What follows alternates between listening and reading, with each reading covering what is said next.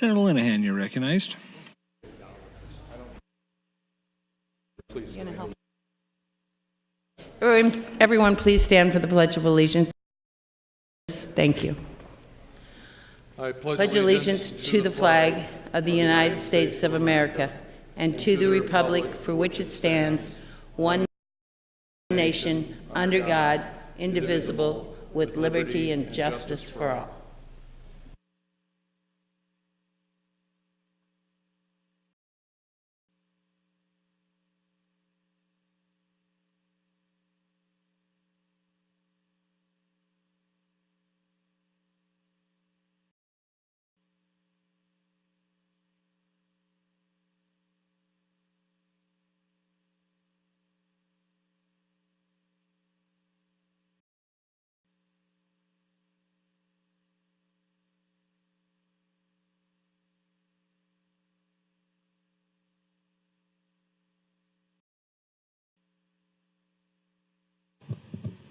Good morning, ladies and gentlemen. Welcome to the George W. Norris Legislative Chamber for the 49th day of the 106th Legislature, first session. Our chaplain today is Pastor Perry Gunther from the Capital Ministries of Nebraska here in Lincoln, Nebraska. He is a guest of Senator Clements. Would you please rise? Let us pray. In the name of the Father, the Son, and the Holy Spirit, we come and begin our prayer, opening the 49th day of this session, giving you thanks, Lord. As it says in the Nebraska Constitution, we the people are grateful to Almighty God for our freedom, a gift not taken for granted. Lord, for the very concerning matters outside this chamber, we come to you with a heavy burden of disaster that has literally flooded the state. We ask for your continued help. You are Almighty God. You can help the great state be Nebraska strong. We know that in the Bible, Job, after his catastrophe, said, "The Lord gives and takes away. Blessed be the name of the Lord." We know you can take away, and you have, and it is humbling, it is painful. But like Job, we look to you. Oh Lord, the Bible says that King Saul took his own life. We pray that not one single soul in Nebraska would reach such despair that they would end their life in discouragement. Now, for the business within the chamber, Lord, we pray for the speaker and every senator. The needs are many. We pray for clarity of mind, for wisdom about how to apply the very best ethics to the laws of our state. Pray for the senators that they have cooperative spirits, the courage to stand for what is right. And we pray for bodily strength, for the stress of their duties wear on the body, not just the mind. Some need healing in their bodies. Grant a clear focus to each senator, make each lawmaker their best today. Grant efficiency in their work. Hear our prayer, O Lord, for we pray it in the name of the King of Kings. And all those who in agreement said, Amen.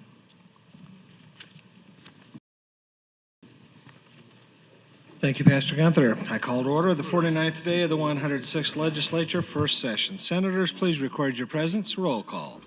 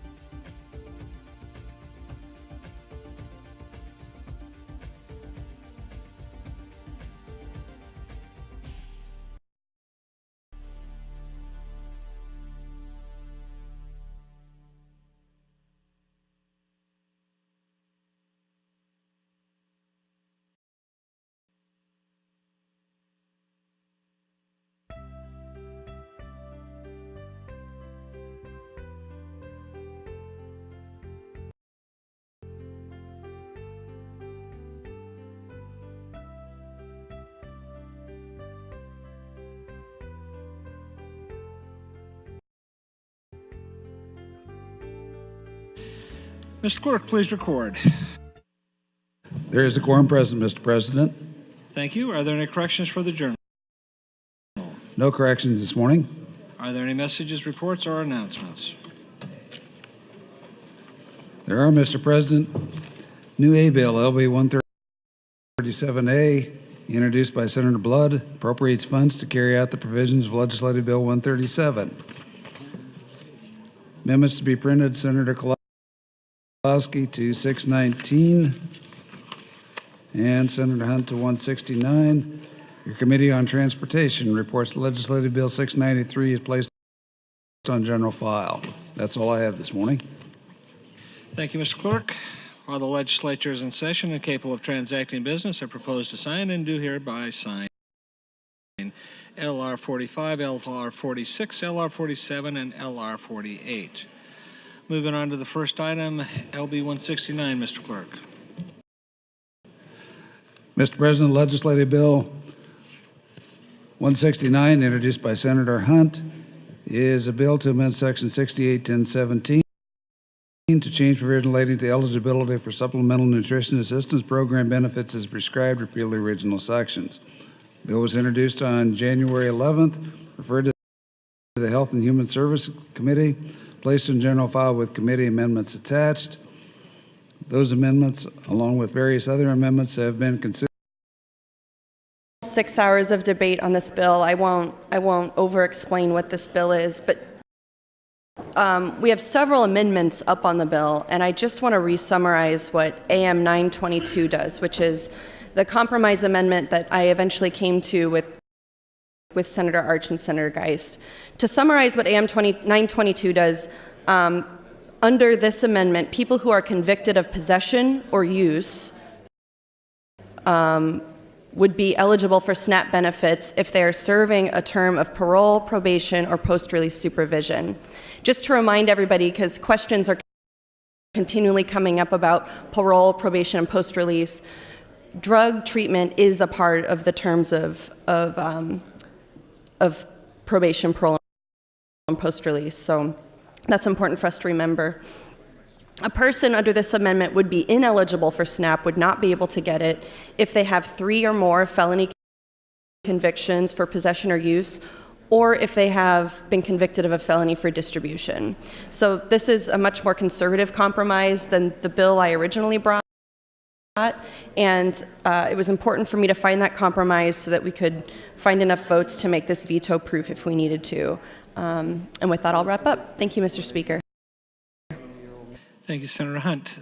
Senator Howard, do you need to refresh us on the amendment 710, the committee amendment? Thank you, Mr. President. Good morning, colleagues. AM 710 to LB 169 states that a person with a drug felony may only be eligible for SNAP benefits if he or she has completed his or her sentence, including any term of parole, probation, or post-release supervision, or he or she is serving a term of parole, probation, or post-release supervision for such felony. Thank you, Mr. President.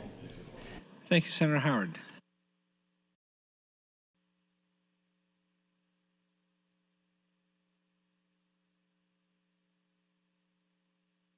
Mr. Clerk, for an amendment. Mr. President, the first amendment to the committee amendments I have is floor amendment 25, but Senator Hunt, I have a note to withdraw this amendment.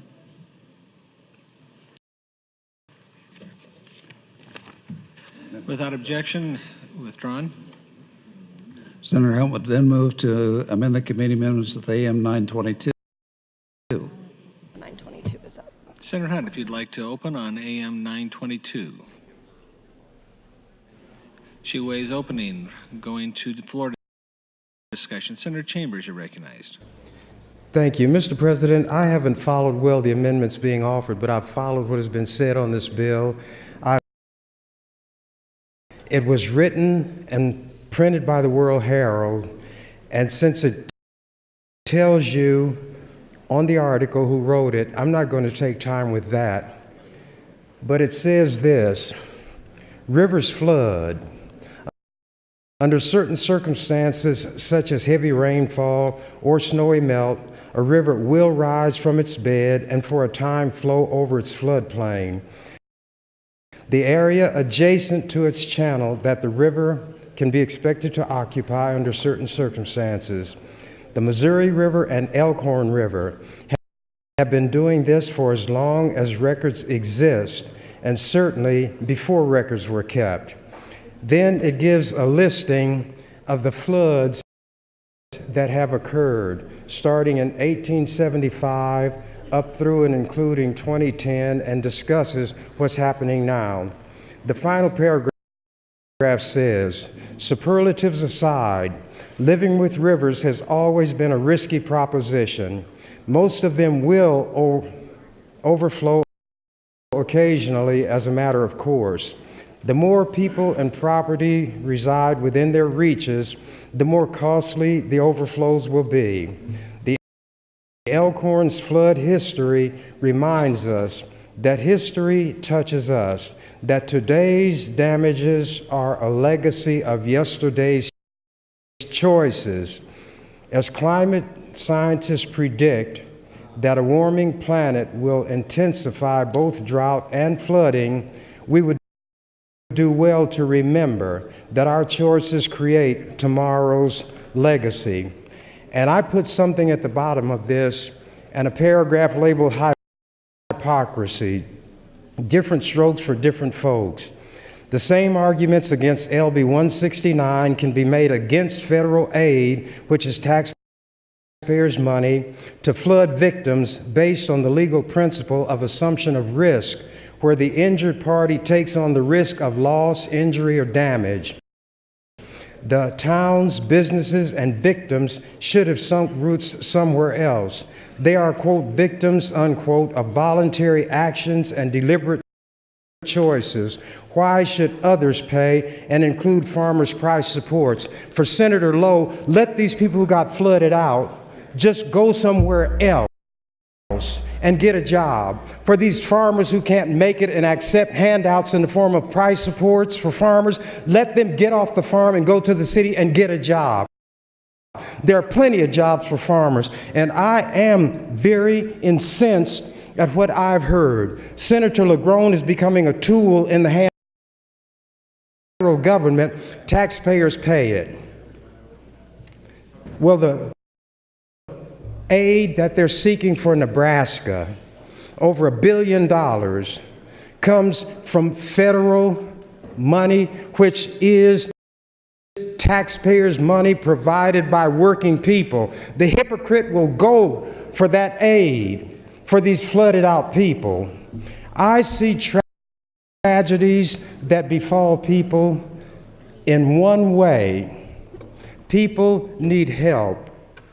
The legislature is in a position to provide it. The hypocrites here pick and choose. If they're white farmers, give them price supports, subsidize insurance for them. They think that's all right. Then when it comes to providing food, they suddenly become nitpickers, penny wise, pound foolish, and horrendously hypocritical. I copied a verse from the Bible and put it in the upper right-hand corner of this. It's from the book of Luke, 6th chapter, 31st verse. I could quote this by heart, as could everybody, but I'm going to read it. And as ye would that men should do to you, do ye also to them likewise. If you needed food, would you want it? Certainly you would. You all are nitpicking because of ideological nonsense. You're marking yourselves, and you are marking this. What did you say? Time, Senator. Oh, you said time? Yes, sir. Thank you, Mr. Speaker. Thank you, Senator Chambers. Senator Salami, are recognized. Thank you, Mr. President. I think we've had a chance to have a good discussion throughout this debate about some of the challenges our state faces when it comes to drug use, and something that I think hasn't been referenced enough is meth use in some of our rural parts of the state. And I'd like to cite a couple of articles today that ran in the Omaha World Herald in October 2017. The first one is by Martha Stoddard and Natalia Alamdari. As nation faces opioid epidemic in Nebraska and Iowa, meth is still the #1 threat. Methamphetamine has dropped out of the public spotlight since the time, more than a decade ago, when it was labeled America's most dangerous drug. But the highly addictive stimulant is at least as common now as it ever was in Nebraska, far outpacing of drug prosecutions last year. The Omaha Police Department made 668 meth-related arrests last year, more than twice the number 5 years earlier. The rate of Nebraskans seeking meth treatment was higher in 2015 than in any year back to 2000. Only alcohol sent more people into treatment.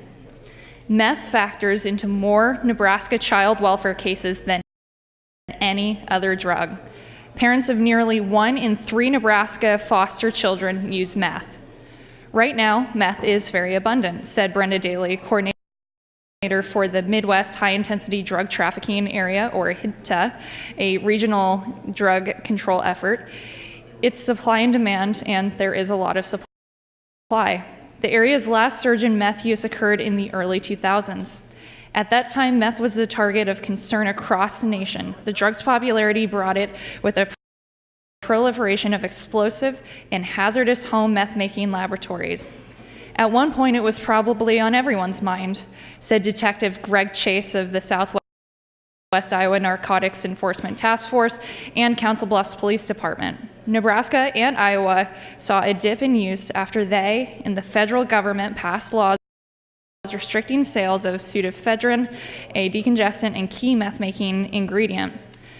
The laws require pseudoephedrine to be kept behind pharmacy counters. Buyers have to show identification and are logged in a statewide database.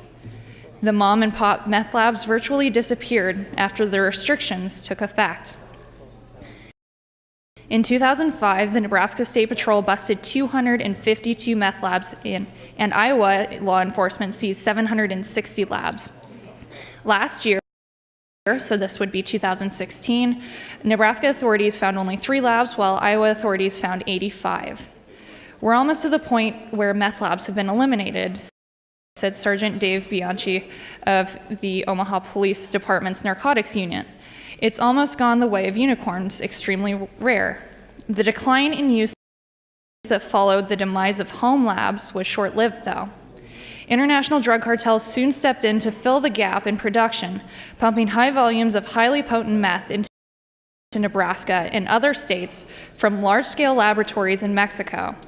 As a result, law enforcement officials throughout the Midwest continue to rank meth as the top drug threat to the region, according to a survey by the Midwest HIDTA. That differs from the eastern United States, where heroin and prescription opioids have replaced meth and cocaine as top concerns in recent years. Opioid use is increasing in Nebraska and Iowa since 2005, said Lieutenant Jason Scott of the Nebraska State Patrol. It's always there.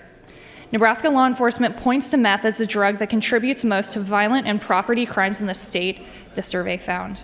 Users tend to be young white adults who can be from any corner of the state. In fact, child removal statistics suggest that meth is more common in rural parts of the state than in urban Omaha. I plan to finish out this article with the remainders of my turns to speak this morning because we need to draw light to this issue, and this bill seems to be the perfect place to do it. This is something that needs to have light drawn upon it on this floor. Thank you, Mr. President. Thank you, Senator Slama. Senator Colterman would like to recognize Dr. Roger Meyer from Utica, Nebraska, who is serving as the Doctor of the Day. He is seated under the north balcony. Would you please stand and be recognized by the Nebraska Legislature?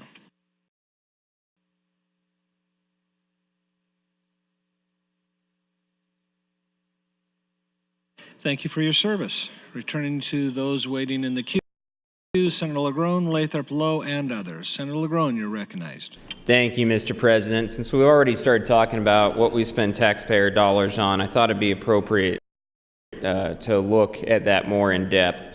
So I'm just going to go ahead and look at the preliminary budget here. The preliminary budget is the first of several stages in the budget process. It provides a starting point for discussion of the various budget actions suggested at this point in time. Subsequent to the hearings, the Appropriations Committee will formulate its formal recommendation to the Legislature, at which time floor debate and amendment will take place, followed by governor vetoes and legislative overrides, if any. Then it moves into the general fund financial status.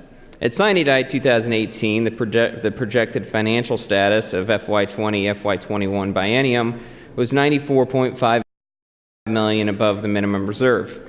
At that point, FY19, FY20 was the out year in the 5-year financial status, and there was no projection for FY22, FY23 biennium. At the July 2018 meeting of the Tax Rate Review Committee, or TRR, the general fund financial status changed very little. FY 17-18 revenues were $38.4 million above the sine die forecast, and a total of $62 million above the certified forecast. By statute, actual receipts in excess of the certified forecast are then transferred to the cash reserve fund. The financial status deteriorated significantly in November 2018 when the TRR committee again met. The variance from the minimum reserve went from a positive $93.8 million to a shortfall of $95.1 million due to revenue forecasts. Original forecasts from FY20 and FY21 were combined 330 and by law is shown as being transferred to the cash reserve fund. There is some offset with the overall lower spending projections. Those projected appropriations levels use the latest estimates for TIOSA school aid and information from the agency budget request. The Appropriations Committee preliminary budget, as set forth here, reduces that $95 million shortfall to a balanced budget slightly above the minimum reserve. The $95 million swing was accomplished mostly through the appropriation levels below the November Tax Rate Review Committee meeting estimate, including TIOSA school aid, $38 million of which $26 million reflects inclusion of LB 588, and DHHS provider rates, $30.9 million. A $48.5 million increase in revenues due to cash fund transfers was offset by a $51 million per year increase in transfer outs of property tax credits. Now we're going into general fund revenues, where we actually, when we're talking about money coming in from taxpayers. Revenue estimates for FY 2018-19, 19-20, and 2021 are the October 18 forecasts from the Nebraska Economic Forecast Advisory Board, or NEFAB. Rate and base adjusted revenue growth implied by the forecast from FY 2021 biennium averaged 3.1%, 3.3% in FY 19-20, and 2.8% in FY 2021. When including the 5.5% growth in the FY 18-19 forecast, there's an average growth of 3.9% over the 3 years that affect the financial status of the upcoming biennium. Note that these revenue forecasts include the impact of the Wayfair ruling related to remote sellers. A more complete explanation is found on page 11 of the preliminary budget report. For the following biennium, revenue growth is calculated at 5% per year using the historical average methodology. The target growth is the historical average of 4.7%, but adjusted down to 4.4% to exclude growth that is now negated by indexing of the income tax brackets.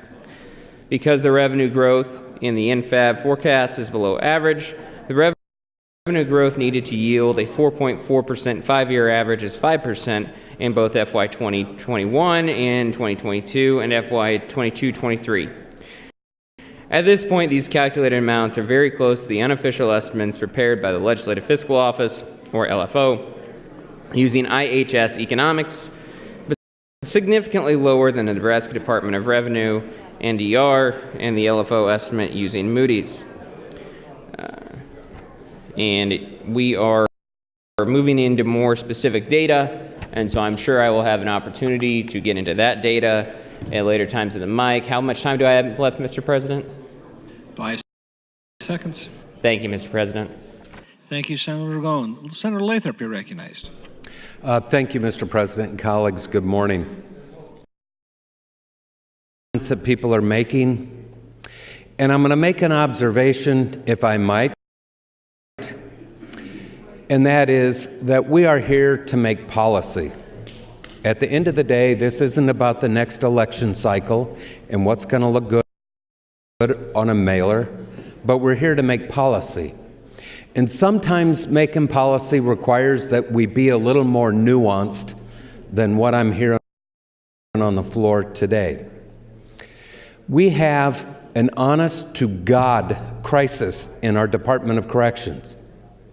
An honest-to-God crisis in our Department of Corrections. And the people that stand up and say drug addicts don't deserve SNAP are missing an opportunity to have a conversation about a crisis facing this state. We have people who are, our Department of Corrections hit 163% of capacity. We are now in the midst of a lawsuit by the American Civil Liberties Union over the conditions of the Department of Corrections. And now we have a small piece that's before you for your policy consideration, and we've taken it off into campaign stuff. We've taken it off into campaign stuff, and we've missed an opportunity to have a conversation about policy. And I'm going to tell you, I have spent the entire legislative session, 3 days a week, listening to bills in Judiciary Committee. And if you don't think we have a crisis over in the Department of Corrections that's going to affect our budget, what we're ultimately going to spend, and whether you're going to have any money for anybody's property tax relief, you're missing the point. And it's time that you have a broader perspective on policy and a more nuanced approach to policy making. What we find when somebody is released from prison, they are either on parole that goes through the parole program, or they're on reentry that's taken care of through probation. These people, in order to give them an opportunity to succeed, because if they don't, they'll be right back in our prison, and 163 will be 170%. Housing for them, we are giving them programming, we are taking them through drug rehabilitation so that they might succeed and not reoffend. We have an opportunity in a partnership with the federal government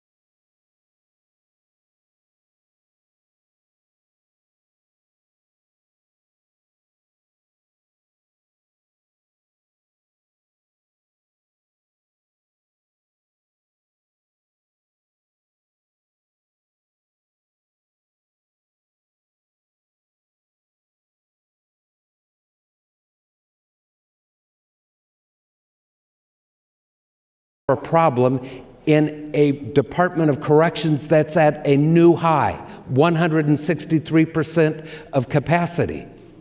I implore you to take a more nuanced approach. Senator. Thank you. Thank you, Senator Lathrop. Senator Lowe, you're recognized. Thank you, Mr. President. Drug addicts deserve SNAP. Really? How does this help? If we give them SNAP, free food, will they not still be drug addicts?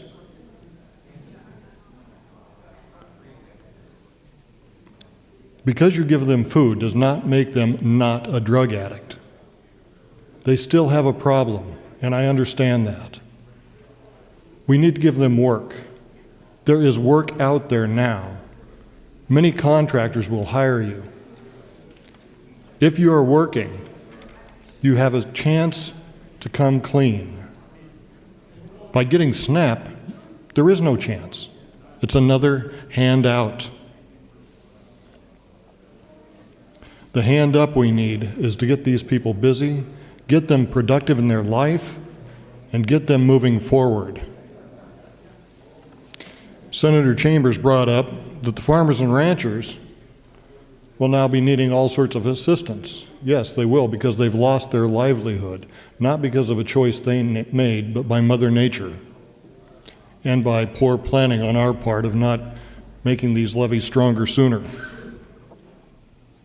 And yes, Senator Chambers, they will be coming to the cities and the towns to work because they have a debt to pay, many of them to the bank. They've lost their livelihood.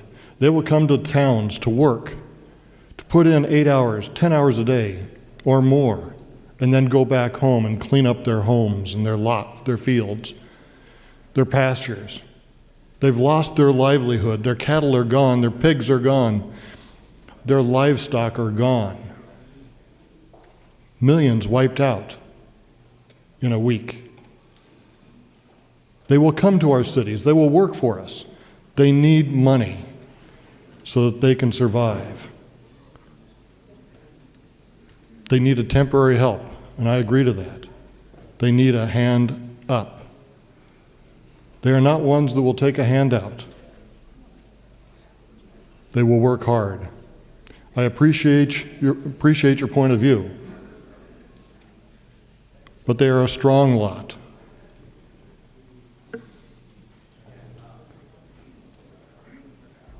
Actions and behavior causes consequences. ABC, your actions and your behaviors cause consequences. You committed a crime and you've done your time. Get clean, go to work. Part of this time of you being away on behalf of the government should be a time that you are able to get mostly clean. You can go back to work. There's nothing stopping you. There is work out there. There is plenty of work. We have a 4% unemployment or less in Nebraska. It's amazing. This is the best state in the country to live in. We love to work. I have friends who have been addicts, and they came clean. Not because of handouts, not because of SNAP programs, not because of other programs, but because they dedicated their life to their families and to themselves, not their habits. Their habits eat them up alive. Let's let them kick these bad habits. Thank you, Mr. President. Let's let them kick these habits by giving them the opportunity to work, and let's not suppress them anymore with government benefits, because that is what we're doing. Thank you, Mr. President. Thank you, Senator Lowe. Mr. Clerk, for a motion. Mr. President, priority motion, Senator Chambers has moved to recommit LB 169 to committee. Senator Chambers, you're welcome to open on your amendment. Thank you, Mr. President. I will withdraw this motion, but I can't stand it. Let these farmers get a different way to make a living. Stop farming where they're going to be flooded out. Their livestock and crop will cost $900 million that they're going to put a handout to the government for.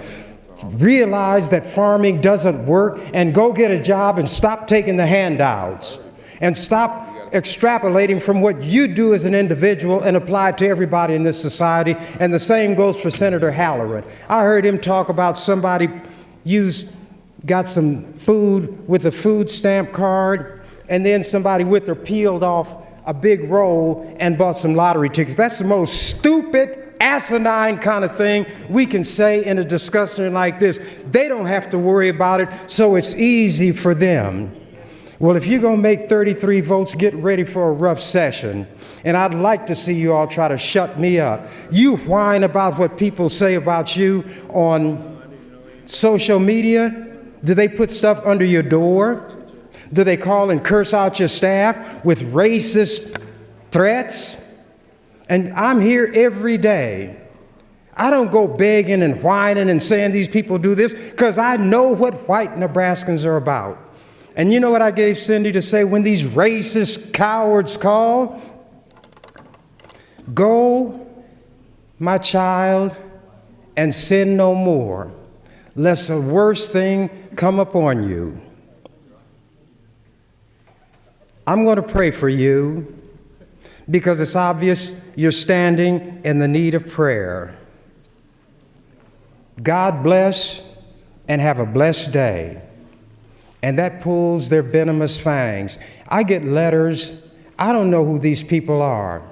They write false return addresses, like one came from South Carolina, supposedly, and it was postmarked in Des Moines, Iowa. Well, the computer makes it possible to check on names and addresses. There's not even an address like the one they put. Somebody from the state of Washington wrote a Washington, D.C. address in which to send their racist, vile profanity. They can do that. This is America. You all talk about free speech. Well, let them have their free speech and show what they are. It doesn't do me any harm. I can take it. If these cowardly white racists have somebody like me that they can focus on, maybe the cowards won't beat their wife today. Maybe the cowards will not abuse their children today. I'm not weak like you all, whining and crying all the time. I've seen businessmen sentenced for stealing, income tax evasion, and all these things. So that casts a pall on Senator Halloran in the same way he's trying to say something negative about everybody on food stamps because he saw somebody pull some money off a roll of bills. You all haven't lived the life I had, and you couldn't do it. You'd be out of your mind. You'd have jumped off a building, and you'd have run and hidden under a bed. You are strong when you got bombs. You're strong when you got tanks. You're strong when you got a lot of company along with you. That's what you have on this floor, and that's what you have had ever since I've been here. But I don't run. I don't hide. I don't sacrifice my principles and beliefs to get along with you all. What am I getting along with? I listen to you. You have set the tone for this session. And I'm going to say something from John Henry. The man who invented the steam drill thought it was mighty fine. John Henry drove his 15 feet, but the steam drill only made 9. John Henry said to the captain, "Look yonder what I see. Hold and choke, you've drilled and broke, you can't drive steel like me." Let's see how the rest of this session goes. 33 votes is what you want? You want every bill to go to 3 hours on general file? You don't have people on this floor who can speak for themselves. What's happening out with the Native Americans right now? Terrible conditions. Where is their voice? Who speaks for the poor, the powerless, the hungry? Your Jesus told you to feed the hungry. And here Senator Lowe is judging people. He doesn't even know any of these people and saying they can get a job, they can get work. Those of us on the Judiciary Committee, those of us on the Business and Labor Committee know how difficult it is for people with a record to even get an interview for a job. And he's saying there's plenty of work out there. That is ignorance. But it's not invincible ignorance. If he was a philosopher, He'd know that invincible ignorance is the kind that will not yield to facts, information. Vincible ignorance can be overcome with facts and information. But as I think about it, the ignorance here is invincible ignorance. Facts mean nothing. These white people look at how things are for them in this state, and they want to extrapolate from that and say it's the same for everybody. Why do you think I stand on this floor and fight as hard as I do? Why do you think I come down here during the summer, day after weary day, when you all are home doing whatever it is white people do when they're not working, but still getting paid? Senator Lowe doesn't turn his check down when we're out of session and they give him that monthly check. He accepts it for work not done. We are paid each month for what we have done that month. Why don't you turn down that money that I got you all for expenses during the session?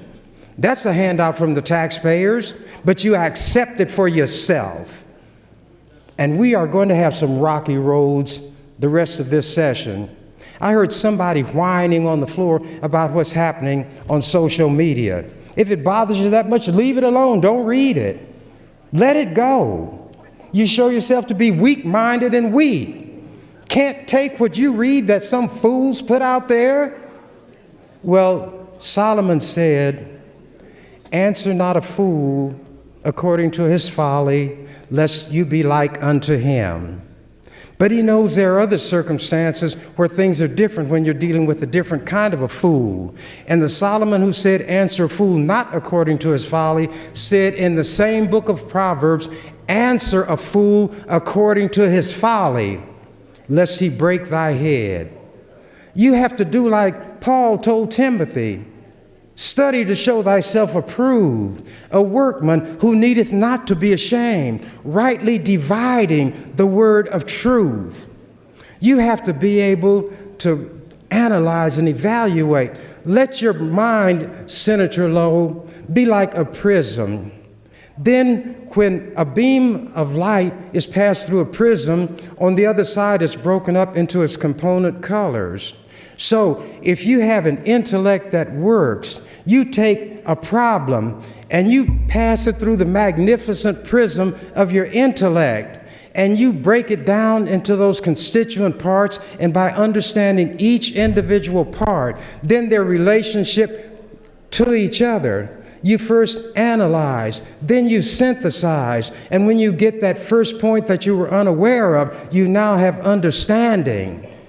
That's why one of those biblical writers said, "Get knowledge, get wisdom, but with all thy getting, get an understanding."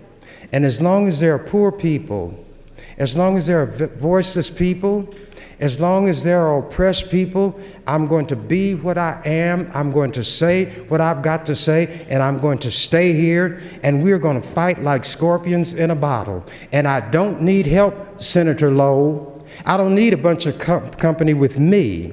This is what I have assumed as my responsibility when I gave the affirmation that I would do this job to the best of my ability.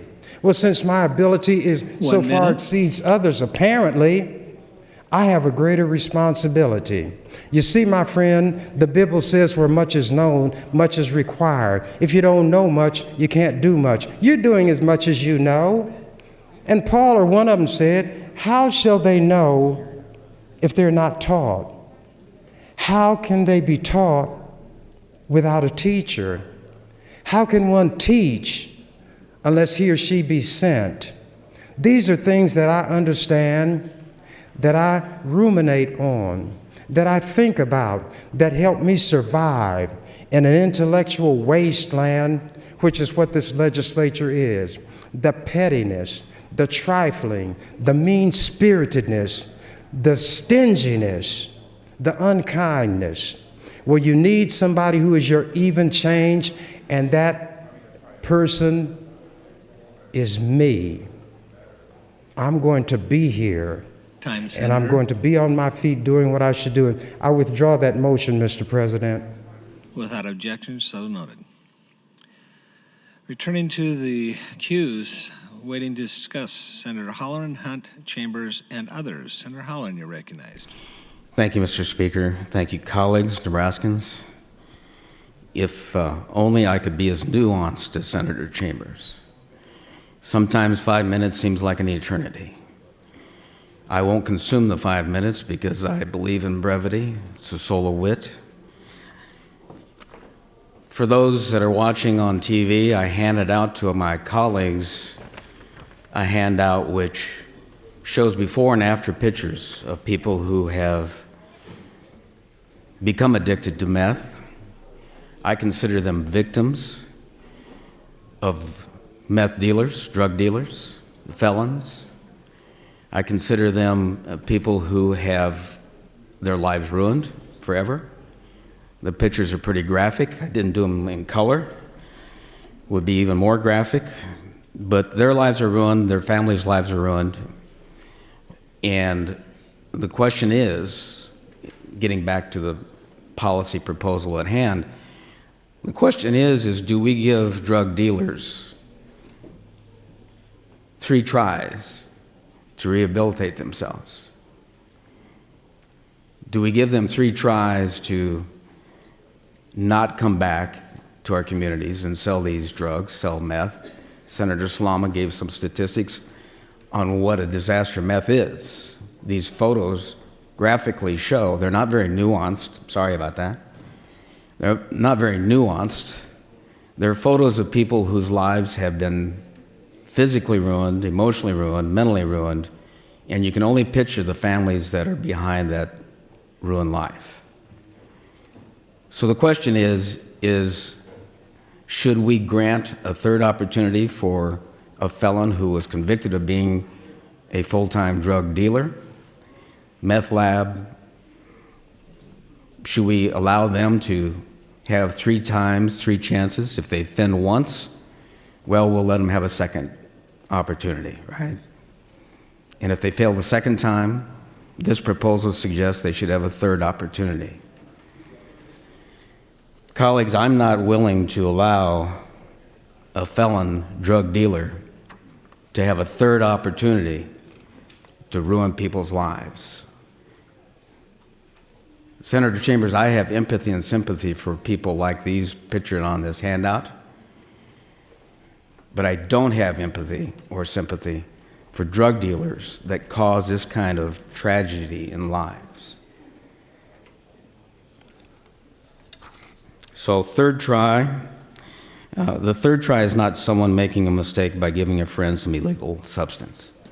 They may be caught, they may be convicted, they may be in prison for a short while, and they may be released. They may go through drug therapy, and hopefully they will be cured of their addiction, or at least subdue their addiction enough they can get back to a normal life. But what this is saying, what this bill is saying is, fool me once, shame on you. Fool me twice, shame on me. Fool me 3 times, shame on this body for proposing this legislation. Thank you, Mr. Speaker. Thank you, Senator Halloran. Senator Hunt, you're recognized. Thank you very much, Mr. Speaker. I wanted to come back a little bit and just revisit what AM 922 does. This is language that was brought to me by Senator Arch in a meeting that we had with other allies in the body after a lot of conversations about what we had to do to get this to a place that everybody could support. Under AM 922, people with drug distribution convictions, that means drug dealers, that means meth dealers as well, would not be eligible for SNAP ever until someone else brings this up in the body again and tries to do some more work to bring the right to apply for SNAP to more formerly incarcerated people. But that is not what this amendment does. Senator Halloran should know that felon drug dealers won't be eligible for SNAP under this amendment. So his points that he just made are heard, but they're not relevant to this amendment. So if we don't pass this bill, fewer people with drug problems, fewer people who have challenges with addiction are going to receive treatment and counseling. This bill with this amendment will help more people receive counseling. It will not keep people out from receiving counseling. And from conversations I've had on the side, I know that a lot of you are against SNAP because you just don't think anybody should be able to get SNAP. And if you don't think that, don't stand on the mic and say you oppose this because drug dealers are worse than rapists. Don't say that it's because you think people might sell their food stamps and they think that there's a lot of SNAP fraud, because that's a willful misconception that you choose to hold, because everybody knows how difficult that is to do in practice and how heavily prosecuted SNAP fraud is. Don't say that you oppose this because people with drug convictions related to meth don't deserve a second chance. Meth? Don't even talk about deserve. They don't deserve it, because if you oppose SNAP, just say that you think no one should get SNAP and go. Don't invent all these reasons and be disingenuous to me. The way some opponents to this bill would have it, we would get rid of SNAP for everybody, and we'd get rid of Medicaid for everybody, and we'd get rid of Social Security for everybody. But you don't want to get rid of your salary here or your per diem as a government employee because you think you're a good person and you think that you deserve it. So don't talk about deserve. None of us in here have the job of saying who deserves what. People who are formerly incarcerated for drug convictions, who are eligible to receive SNAP, which is federally funded, which many other states have restored the right for them to do, will reduce recidivism, will help communities stay safe, and will help get these people the treatment they need, and we know that. And that's why there is so much support for this bill until the shenanigans started happening about my Twitter or whatever the issue is. If you support this bill, vote for the bill because you have the courage and you believe this is the right thing to do for thousands of Nebraskans in the future, forever until it changes. If you don't have the courage to do that, tell your constituents that. Don't tell me, because you're hurting them. And with that, I'll yield the rest of my time to Senator Patty Pansing Brooks. Senator Pansing Brooks, 150. Thank you, Mr. President. Thank you, Senator Hunt. I wanted to just add on to what Senator Chambers had said about feeding the poor and how that guides our faith, many of us. The Bible has over 2,000 verses on feeding the poor. 2,000. So where we need to put our money where our mouth is. And colleagues here are talking about free food. I'll tell you about free food. How about the inmates that are getting breakfast, lunch, and dinner at the tune of $31,271 a year? Where's the outrage regarding the taxpayer money spent in the prisons that's being used to reincarcerate and spend money on the self-sustaining taxpayers? We're just paying more and more to reincarcerate. There's a lack of programming. We're having flat sentences. And so when you're surprised that someone ends up back in jail when we're not doing programming and we're not helping to make people better and stronger taxpayers when they get out, because of course 96% do get out, then we're just on the vicious cycle, acting as if we're making a difference when we're not. Thank you, Mr. President. Thank you, Senator Hunt. Senator Pansing Brooks. Senator Chambers, you're recognized. Thank you, Mr. President. Members of the legislature, on the subject of free food, how about the free food that the senators accept from the lobbyists? How about that? How about these dinners where senators get free food and they are feeding at that trough, then have the nerve to come here and say, don't allow people to have food stamps because they committed crimes. I'm better than you all are. I'm not a Christian. Wouldn't want anybody to make the mistake and accuse me of that. But when it comes to conduct, I'm a better Christian than all of you, because I practice those things your Jesus talks about. He and I would have gotten along. He'd have said, Chambers, they call you a non-believer. They call you an atheist, an agnostic, and all these other hateful terms. I just wish they would do as well as you do in carrying out what I, Jesus, have said that people ought to do. But Jesus is not the only one who said those things. Jesus took a whip and drove people out of the temple. Jesus was not a nonviolent person. Jesus was not a pussyfooter. Jesus spoke what you all call truth to power. He constantly called out the priests and the Pharisees and the other hypocrites. The religious community was the one he condemned. And you all pray here every morning. Hypocrites all. I tried to get workers' comp for farm workers who get injured, and the farmers fought that off, and if they get injured, they can't get workers' comp. That's how little they think of people. Always thinking about number one.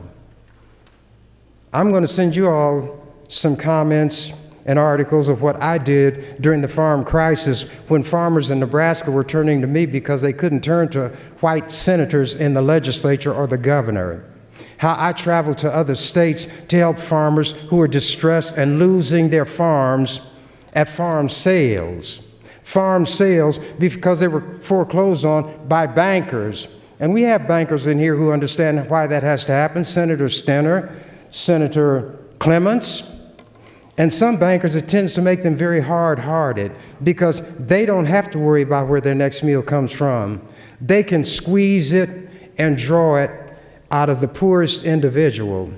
Oh, they weren't poor when they got the loan. They had something. But the banker could see that this is going to go south. So the loan is given. Where with that long-range vision, the banker knew that this farmer is not going to be able to pay it. Then put more collateral in. Pretty soon, everything he or she owns is used to collateralize the loan that never should have been given in the first place. Then foreclosure comes. And do you think banks want to be in the used implement business? No. When they have these sales, who comes and buys Farmer A's machinery? Farmer B, C, D, E, F, G, H, and they knew that when I went and talked to them around the country. And I use the term cannibalize. Farmers are the ones who cannibalize the unfortunate one and are glad that it wasn't him or her, but their time is coming. Then when they are in the position of having to see everything they had sold off, and they look at the people who are their friends that they thought were their friends, then they understand. I'd like to ask Senator Halloran a question since he's back. Senator Halloran, would you please yield? Yes, I'd be pleased to. Senator Halloran, did I hear you correctly when you said brevity is the soul of wit? Yes. Do you know who said that? Shakespeare. Yes. And have you read Shakespeare's work?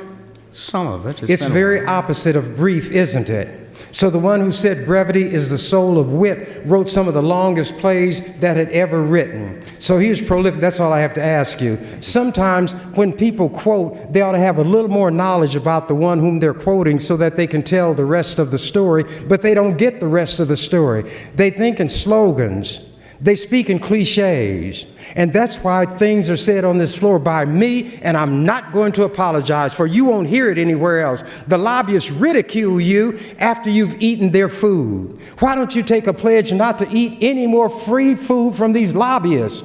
Stop sponging at these lunches that you go to. And if you just have to go, pay for your lunch.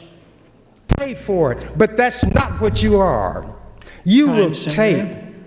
Did you say time? Yes, I did, Senator. Thank you, Mr. President. Thank you, Senator Chambers. Senator Pansy Brooks would like to welcome Sam Baird, an intern in her office this year and a former page. He is seated under the north balcony. Would you please stand to be recognized?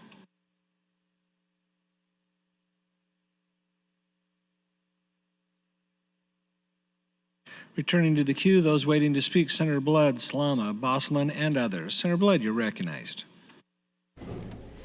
Thank you, Mr. President.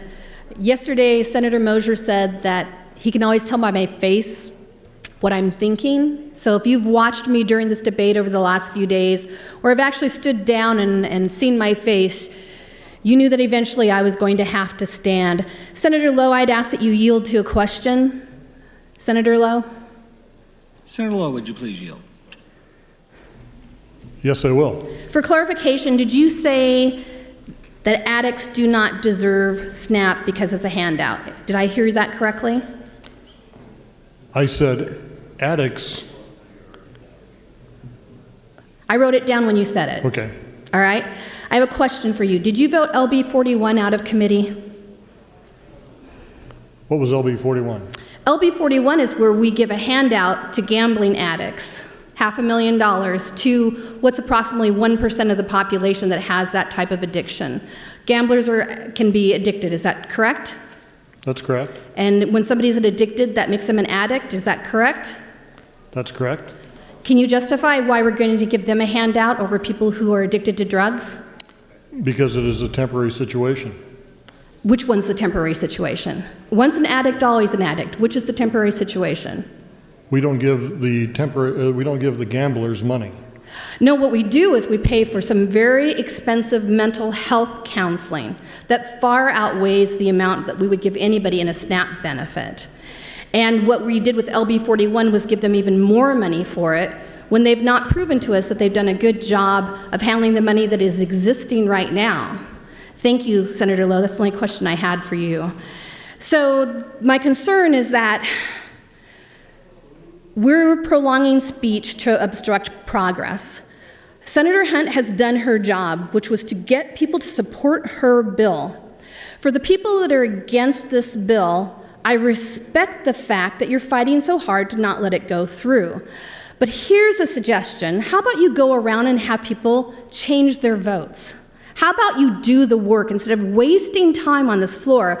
We are the unicameral. We are unique. We kick ass and take names in this body when we do our jobs. Right now, we're acting like the federal government who can't get anything done. I agree with what Senator Lathrop has to say and Senator Pansing Brooks, and they said it for me and did the heavy lifting, so now I can sit here and get angry. I can't believe the stuff that comes out of people's mouths. Did you know that today is Catholic Day at the Capitol? And you know what they would say about this and what we're taught? It's about rehabilitation, restoration, responsibility, giving people the tools to succeed because both the victims and the offenders are children of God. When I hear silliness about people being able to go to a food pantry and get food, it's not a grocery store. They're not taking a grocery cart there. It's limited how much they can use that. Go ahead and get a job. Well, who hires felons? Last year, the same people that are standing up against this bill fought against the ban the box bill. You can't have it both ways. Decide what the heck you're going to do. Take one side or the other. Don't change the dialogue so it benefits you. Addicts are addicts. Be they drug addicts, be they gambling addicts. How can you have empathy for one and not the other? It makes no sense. Senator Groney, who I listen to over and over again, and again, I respect everybody's opinions on this floor, but he talked about how pedophiles can't live in school zones, but you know what? Drug dealers can. Sure they can, and guess what happens when they get busted in a school zone? It increases their punishment, as it should be. 1 minute. Thank you, sir. I have no issue with people having opinions. I have no issue with filibusters. In the past, I've participated in a few. But let people do their jobs. We've got important bills, Senator Lowe, like 153 to help our veterans. And for our flood victims, LB 177 that Senator Lindstrom has. Can we please get to work? Can you figure this out and quit wasting my time? I would be very appreciative. Thank you, Mr. President. Thank you, Senator Blood and Senator Lowe. Senator Slama, you're recognized. Thank you, Mr. President. Senator Slama, I'm sorry, there was a priority motion. Mr. Clerk, for motion. Mr. President, priority motion, Senator Chambers would move to bracket the bill until April 15th. Senator Chambers, you're welcome to open on your bracket motion. Thank you, Mr. President. Members of the legislature, April 15th is tax day. Government said pay me now or pay me later. If you pay me later, you're going to have to pay me something extra. Experience, they say, is the best teacher, and some will have no other. What I'm doing here is showing that I know how to get hold of the mic whenever I want to. At whatever position I am in what you all call the queue, speaking French on me now. You all learned a French word while I was out those 4 years because of term limits. And I came back here and had to have somebody translate for me what the chair was saying when the word queue was uttered. I'm going to have my say, not only on this bill, but other bills. I play by the rules of those who set the rules. No matter how unfair those rules are, those are the rules, if I get into the game, that I'm going to play by. If I see that everybody's cheating at the card table, I know that we're not gambling, we're cheating, and we're going to see who the smartest cheater is. So I'm going to beat you at cheating, if that's what the rule of the game is. You all are taking a bill like this that deals with the interests of people who have no constituency here. So you jump all over it and take all of this time. I'd like to ask Senator Lowe a question that's somewhat off the subject, but it's going to be like Perry Mason says, I'm going to tie it all together before I'm through. Senator Lowe, would you please yield? Senator Lowe, let's say that we were Senator Chambers hadn't responded. Senator Lowe, would you please yield? Yes, of course I will. Senator Lowe, if this were one of those so-called property tax bills, do you think I could find a way to dominate the first 3 hours of the discussion by myself? Do you think I could do that? Senator Chambers, you could do that in the first sentence of a tax bill. Thank you. Members of the legislature, that's all I want to ask Senator Lowe. You all are setting the rule today. I want you to know that. You are setting for me the standard. You are my betters, B-E-T-T-E-R-S. You're white, I'm black. When you look at a dark cake, you call it a devil's food cake because black is bad, like me. A cake white like you is called angel food cake. If you want to keep somebody from joining an organization, you blackball them, not whiteball them. White is right. Black, get back. That's the way you've had it. There were black people who could not even raise their voice without dying because of that. There are black men who raised their voice, such as Malcolm X, who was killed, Martin Luther King, who was killed, Medgar Evers, who was killed, Emmett Till, a preteen who was murdered by a white woman's lie that he whistled at her or said something inappropriate, and she said just a few months ago that she lied, that he hadn't done that. But what these white men did, they took him into this barn, brave white men. They beat him, they crushed his skull, they gouged out his eyes, then they took a wheel from one of these mills, tied him to it and dropped him in the river, and when he finally was fished out, his body was bloated. Look on your gadget for Emmett Till, and there'll be a picture of what these brave white men did to him. So I know what white people are capable of, yet I have no fear. I'm not going to run. I'm not going to hide. Where the battle is the hottest and the thickest, that's where I'm going to be, because those are the people who need somebody like me. They don't need a milquetoast pussyfooter, somebody who's going to apologize. They need somebody who will fight as hard and ferociously against mistreatment. As hard and ferocious as that mistreatment is. And I'm that man. See how I can jump ahead of the queue on this bill? I don't believe, let me say it like this, I don't want to believe that people who saw the need for this bill can be worked by the governor's people out in the hall, in the corridor, and be turned against providing food for the hungry. Do you know that there are winos who are on the streets in the neighborhood where I live? And do you know that even though the money may be spent for liquor, if one comes and say, hey, Chambers, give me $5, I need a sandwich, I'm not a judge. I've got it to give, and I give it. What he does with it is between him and whomever or whatever he thinks about. I don't have to go through the moral agony of judging the worthiness of other people to be helped. I will not ask anybody for help. But let's say that I would. I would hate to be in a position where I needed help, would ask for it, and couldn't get it. If I anticipate that somebody needs help, I will give it. I don't want them to be demeaned, degraded, and have their human dignity sacrificed and compromised by having to beg. That's why I couldn't be a Christian. I'd have to lower my moral standards too much. I'd have to become hateful. I'd have to become hard-hearted. I'd have to become judgmental.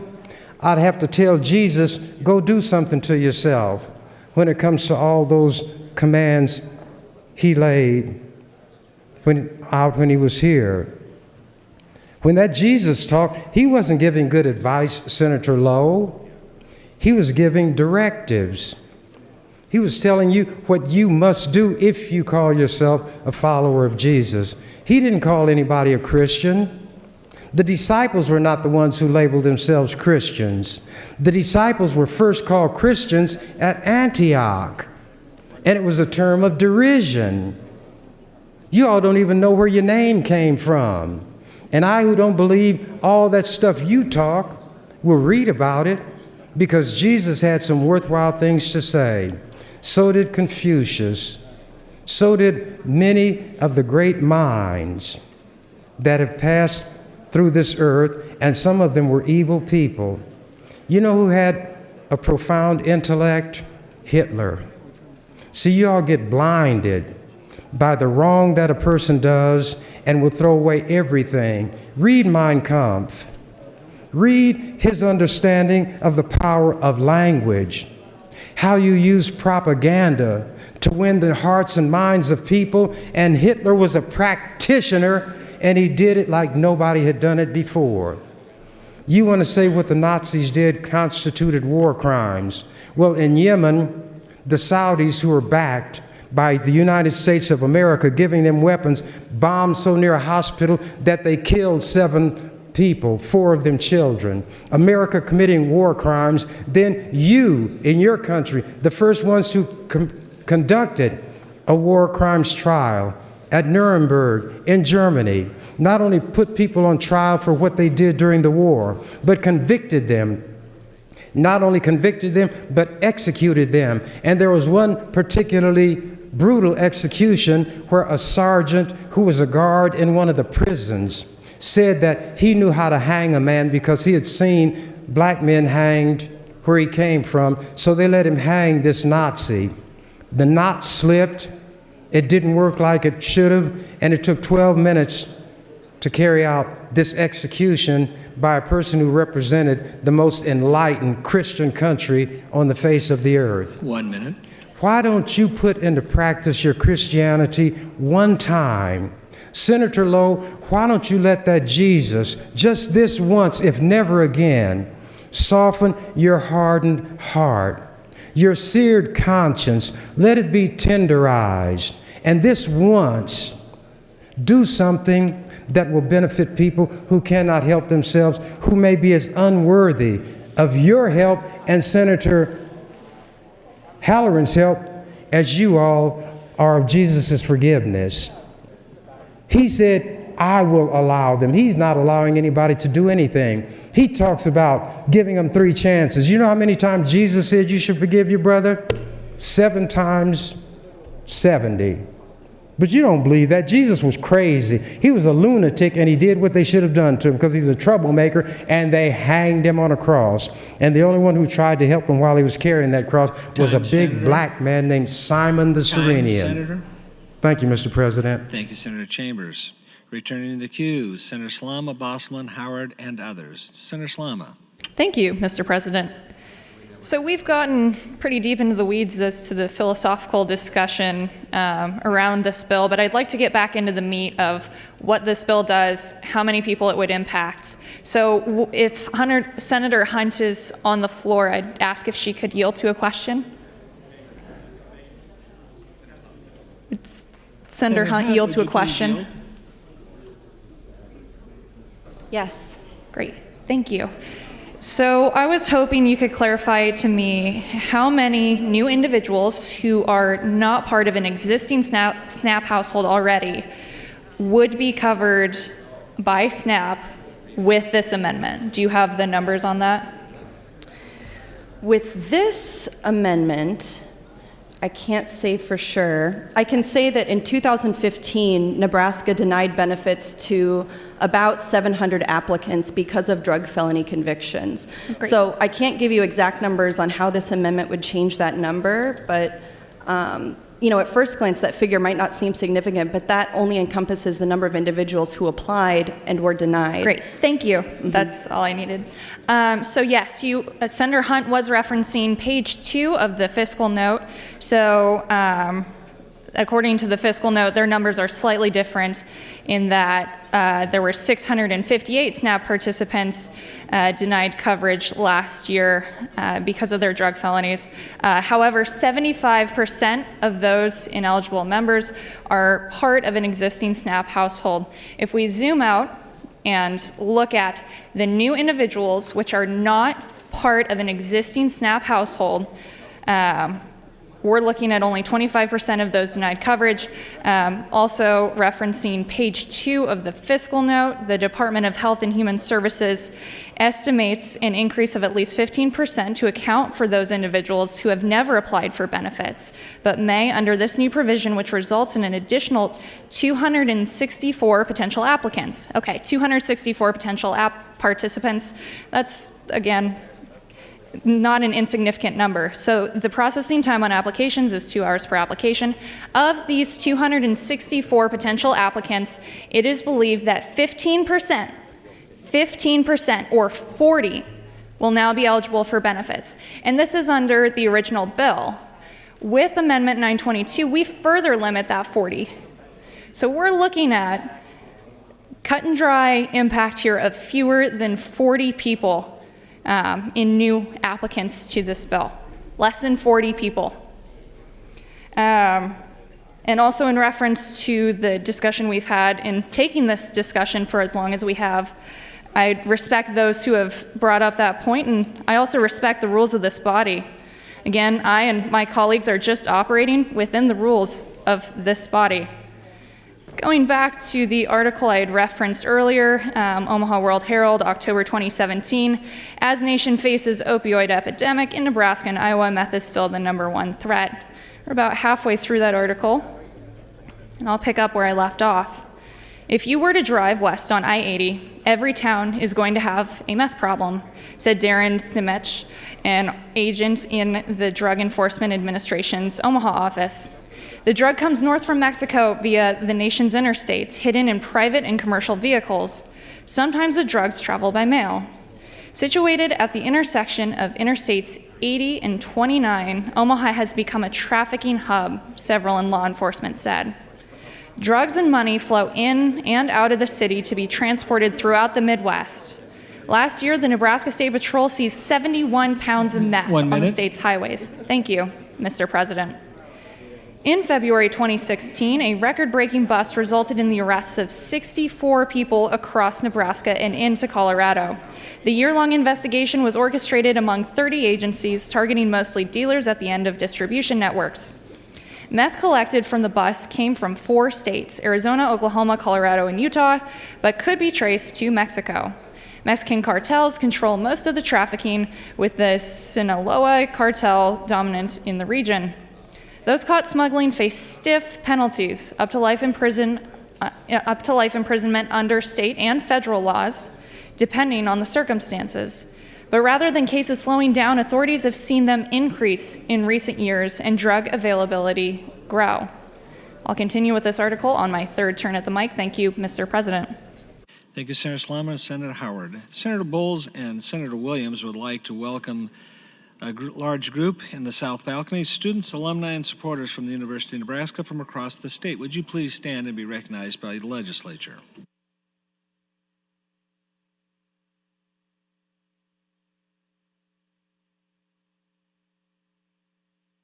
Thank you for coming and visiting.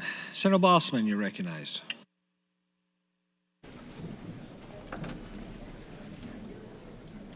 Thank you, Mr. Speaker, and good morning, colleagues.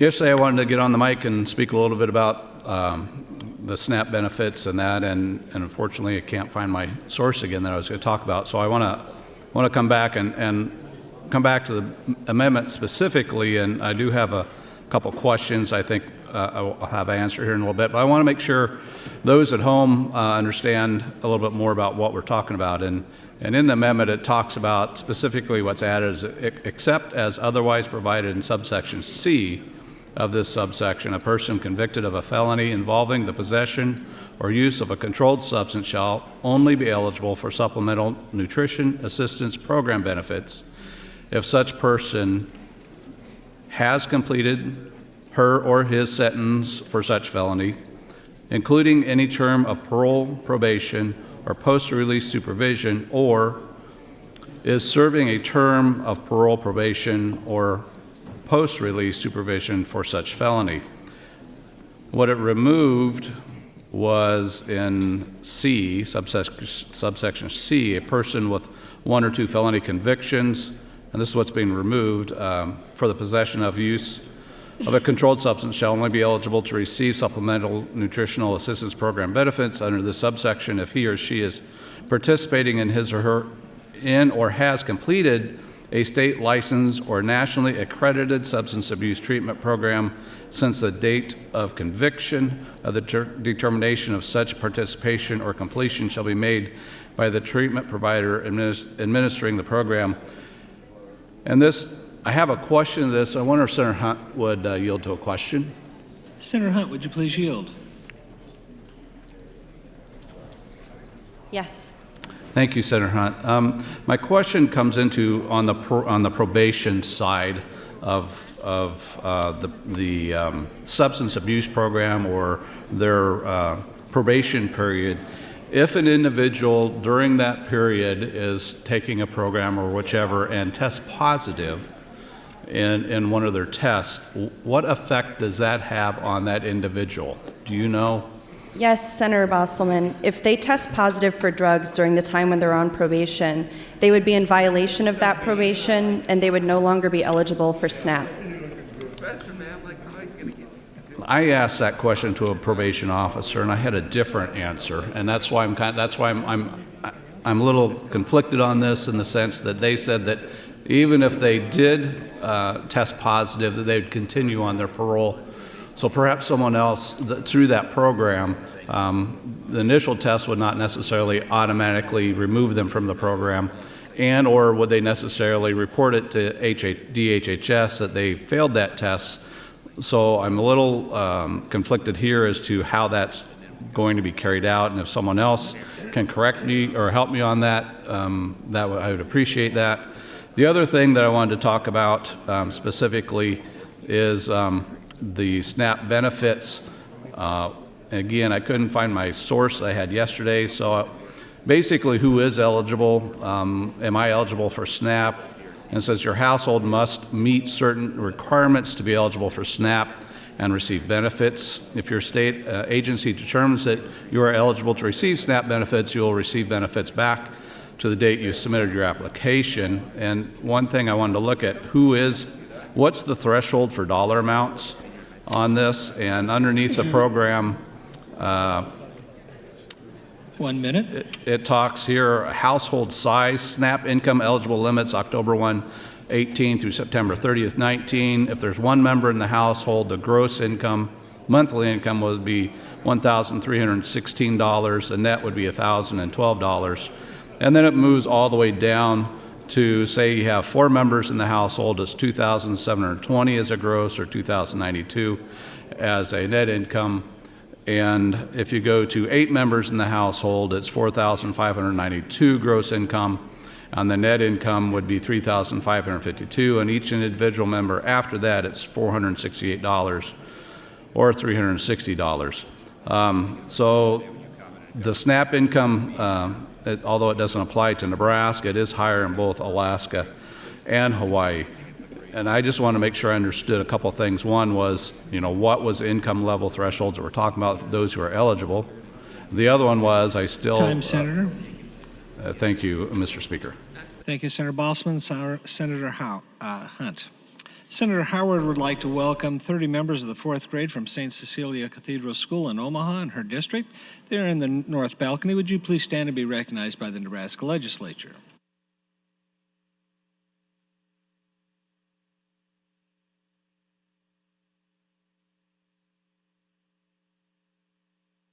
Thanks so much for coming and visiting. Returning to the queue, Senator Howard, you're recognized. Thank you, Mr. President, and welcome to my St. Cecilia's fourth graders who are here. I wanted to talk for a minute. About substance abuse and addiction because I don't just have friends who were addicts or who were addicted. I actually have someone in my family who I lost, which is a little bit relevant. It's funny the kids are here from St. Cecilia's. My sister actually lived like 4 blocks away from St. Cecilia's. We used to take walks with her dog. She had a dog named Woody, and he constantly ran away from her. But she was sick, right? She had had a series of car accidents, and they recommended a spinal fusion. I've told this story before on the floor, and I'll tell it again. She was sick because when she met OxyContin and when she met hydrocodone, it was like something changed in her brain, and she wasn't going to get better. She wasn't going to get better without help. And so when we talk about addiction, one of the reasons why we have such a bigger problem with meth than we do with opioids is because with meth, we treat it like a crime. With opioids, we treat it like an illness. It's become socially acceptable for us to say, hey, you're sick. A doctor gave you that thing and you took it the way that they told you to and you became addicted. You're sick. But with meth, you are a criminal. You have committed a crime. And so it is significantly harder for individuals who have those types of addictions, when you're considering the spectrum of addictions, to recover. I mean, meth is one of those things where, truthfully, Senator Slama brings up a great point, because in her area, we have more children who have been pulled out of their homes because of methamphetamines than in anywhere else in the state. But when we talk about addiction, when we talk about the people who are sick, it's not just opioids because they're socially acceptable to think that somebody's sick there. It's every type of addiction. When Senator Halloran says that these people are victims, they are victims of an illness. But when we say that someone has cancer, we don't say you are cancer. But when somebody has substance use disorder, we say you're an addict. And we sort of feed that idea that it's not that they're sick, but it's that they're criminals. And they don't deserve anything or any help from us because they are criminals. I mean, when you think of AM 922, that completely removes the distributor. So it's just people with possession and use charges. And the fact that we need to actually take an approach where they're ill, because I never talk about Carrie like she was a criminal. I talk about her like she was sick. I think if people are sick and there is something we can do to help them that doesn't cost us anything, doesn't cost our state anything, why wouldn't we help them? On opioids, we have been a leader in treating an illness and looking at how we fix it as an illness. But when it comes to food, when it comes to people who have done time for possession and use, we've said, no, you know what, we're going to make this burden really, really high. We're going to make it really difficult, actually. For those of you who want them to get treatment, this is actually one of the wisest paths you could take. The language that is currently in statute is that you have to go through a substance abuse treatment program. That's not even the language we use for these treatment programs anymore. So it's antiquated language that should be updated anyway. But now, when you're on probation and parole, it means that their services can be tailored and nuanced. And that means that they'll have considerably more oversight. And I do believe that the Department of Health and Human Services and probation and parole speak to each other quite often because their services overlay with each other. But I would urge the adoption of AM 922 just out of courtesy. Your colleagues have worked on this agreement, even if you don't agree with the bill. And so you want to show them the courtesy of that vote, acknowledging the work that they've put in on this bill. And with that, I would yield the balance of my time to Senator Chambers. Senator Chambers, 15 seconds. Mr. President, when I was speaking, I was so intoxicated by the exuberance of my own verbosity that I neglected to say I want to withdraw that motion, which I now do. Without objection, so ordered. Thank you, Senator Chamber and Senator Howard. Items? Thank you, Mr. President. Your Committee on Enrollment and Review reports Legislative Bill 390, 320, 603, 713, 316, 218, 59, and 514, all to select files, some with E&R amendments. New A Bill, LB 334A by Senator Stinner, appropriates funds to carry out the provisions of Legislative Bill 334, and reports from the Education Committee on various gubernatorial appointments. That's all I have at this time. Thank you, Mr. Clerk. Returning to the queue, Senator Moorfield, Lathrop, Kavanaugh, Lowe, and others. Senator Moorfield, you're recognized. Thank you, Mr. President. Colleagues, I rise in support of the Hunt Amendment and in support of the underlying bill as well. I introduced this bill about 2 years ago, and a strikingly similar thing happened during this debate as did last debate. First, it comes out of Health and Human Services Committee with many of the committee members, if not all, in support. And then suddenly the governor's policy research office comes down and lists a parade of horribles, and suddenly everybody who was principled, voted it out, knew that it was good policy, suddenly got scared and started making up reasons for why they're opposed.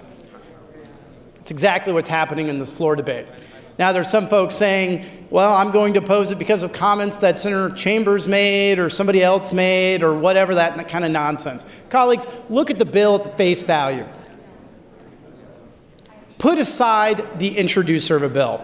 It's going to be a long 8 years down here for many of you if you let somebody's personal,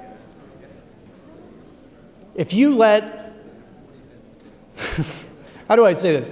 If you let how you feel about certain people and their views get in the way of how you perceive the actual policy before you, you should look at each bill and analyze that bill and go, is that good policy? If it is good policy, then you should support that bill. There are plenty of things that I disagree with Senator Halloran on.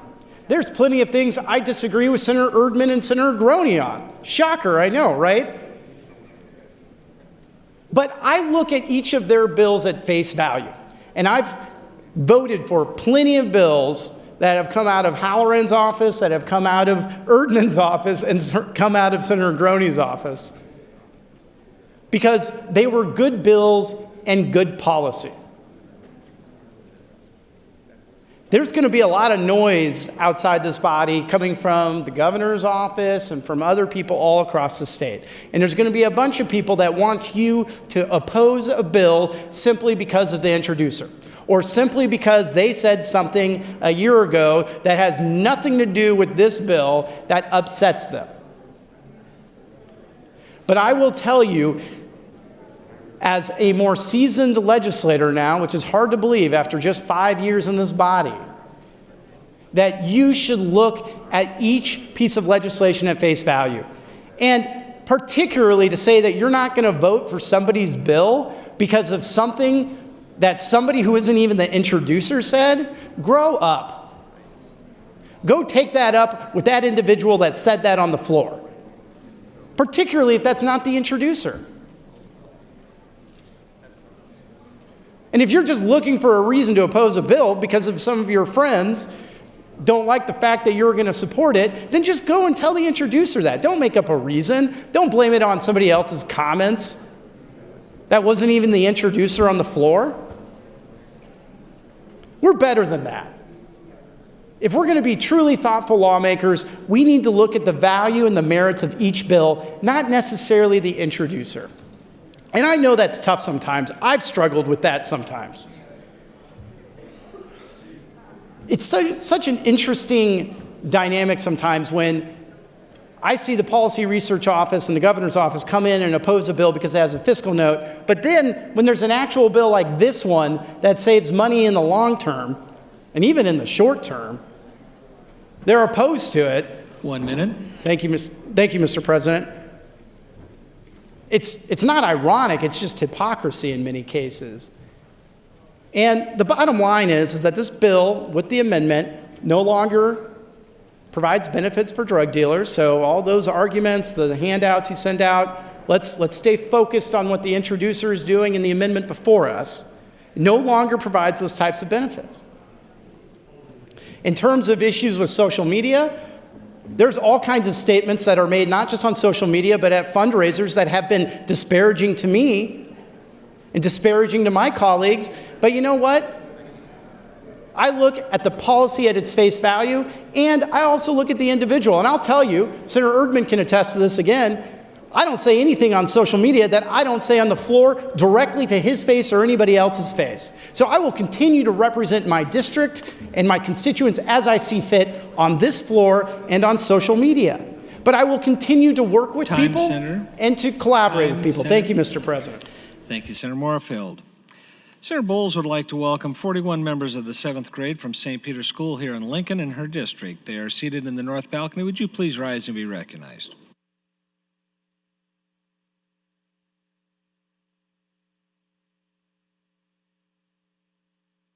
Thanks for coming down and visiting. Returning to the queue, Senator Lathrop, you're recognized.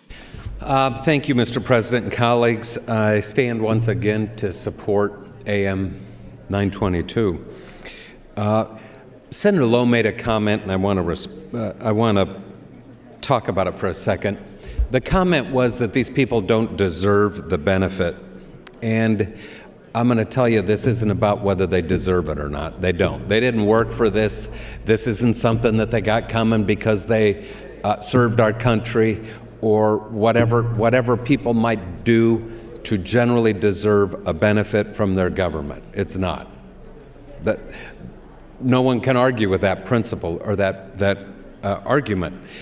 But that's not the only standard or the only test for whether this is a good idea or a bad idea. And I talked about this the other day, and I met with the county attorneys, many of them from rural districts, right? And I asked them, you know, we have problems with the prisons being too overcrowded. We were having a conversation about that. These county attorneys from your towns told me that 80% of the crime or the felonies that are committed in your areas are related to meth. Meth is like the scourge of small towns in Nebraska. It's not unique to big cities. It's probably more prevalent per capita in some smaller communities than it is in Omaha or in Lincoln. But these are the people. For whatever reason, they try this stuff and they're hooked on it. And then when they run out of money, they start selling it.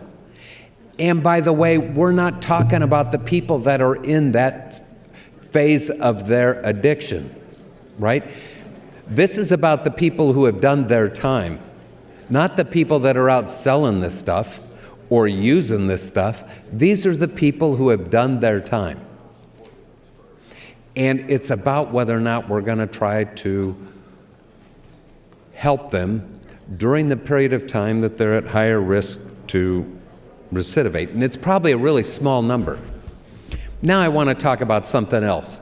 When this bill was up for its first 3 hours, the vote count looked like 38 people, right? Like 38 of you said, yes, this is a good idea. And today, it's about politics.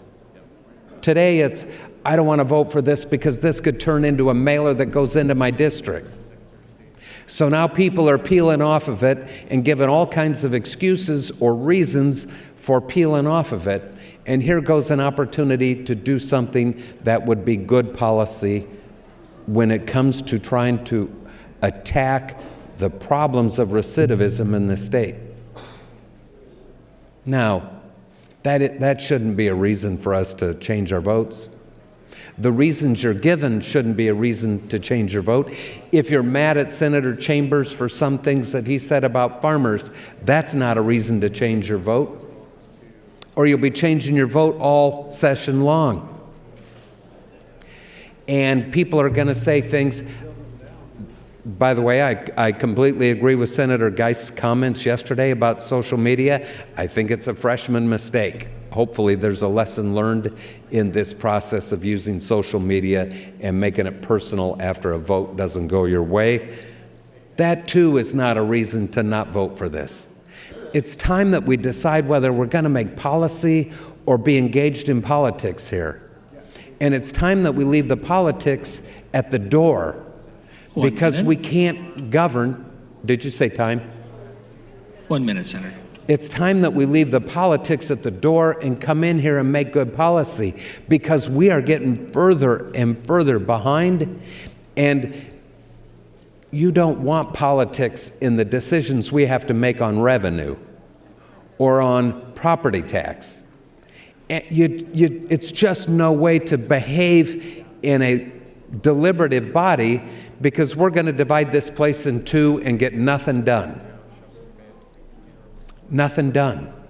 All because somebody said this might be an ugly mailer, get on board, get on, get off, get on. It doesn't make sense. We're not making policy. This state spent 2 years with nothing getting done. With this place being divided, with filibusters being the rule of thumb, they want us to work together to make good policy and get things done. Don't use this as an occasion to start something you don't want to participate in. Thank you. Thank you, Senator Lathrop. Senator Wayne would like to welcome 13 members of the Alpha Kappa Alpha Sorority Incorporated from both the Omaha and Lincoln chapters there in the North Balcony. Would you please stand and be recognized?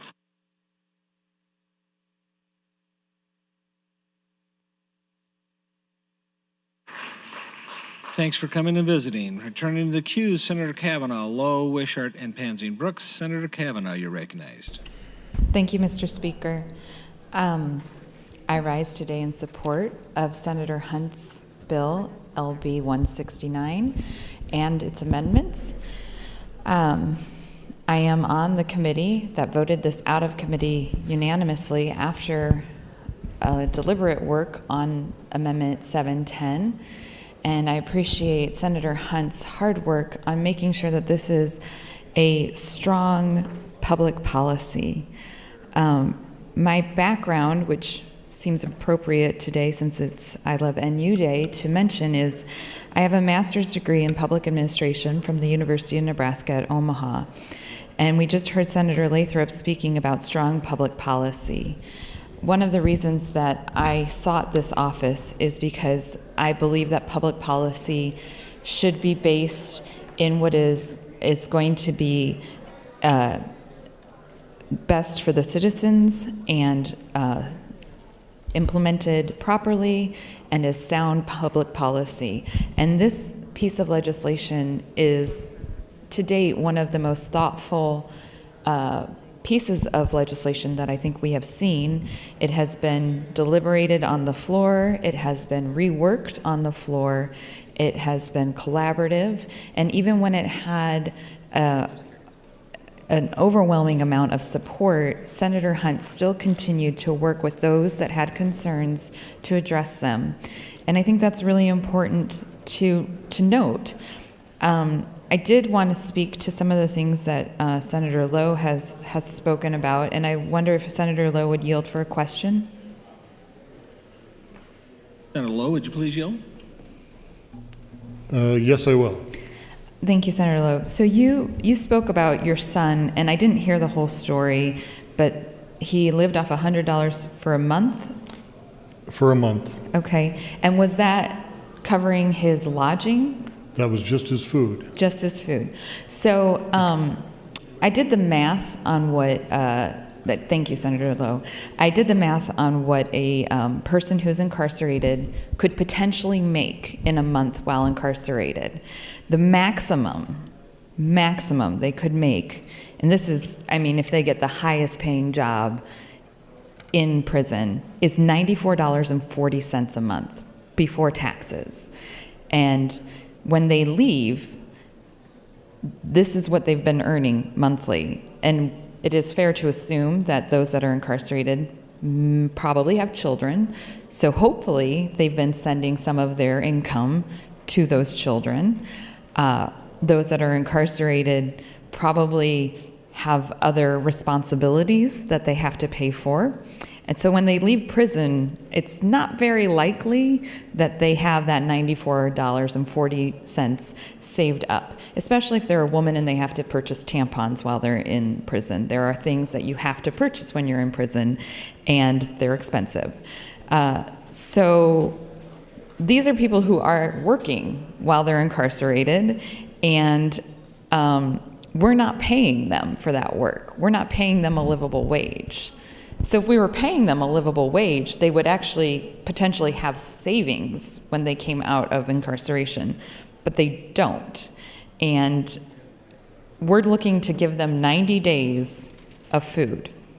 That's what we're talking about, is 90 days of food. And there's just, if we want them to be successful, and we've heard these comments from several people, if we want this group of people, 1 minute.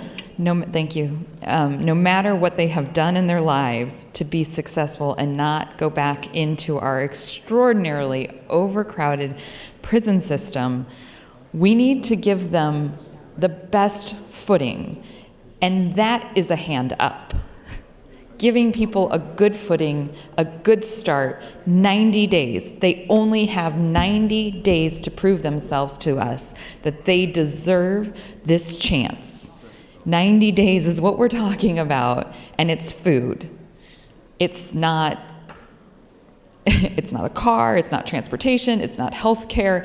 It is the most basic necessity for human beings.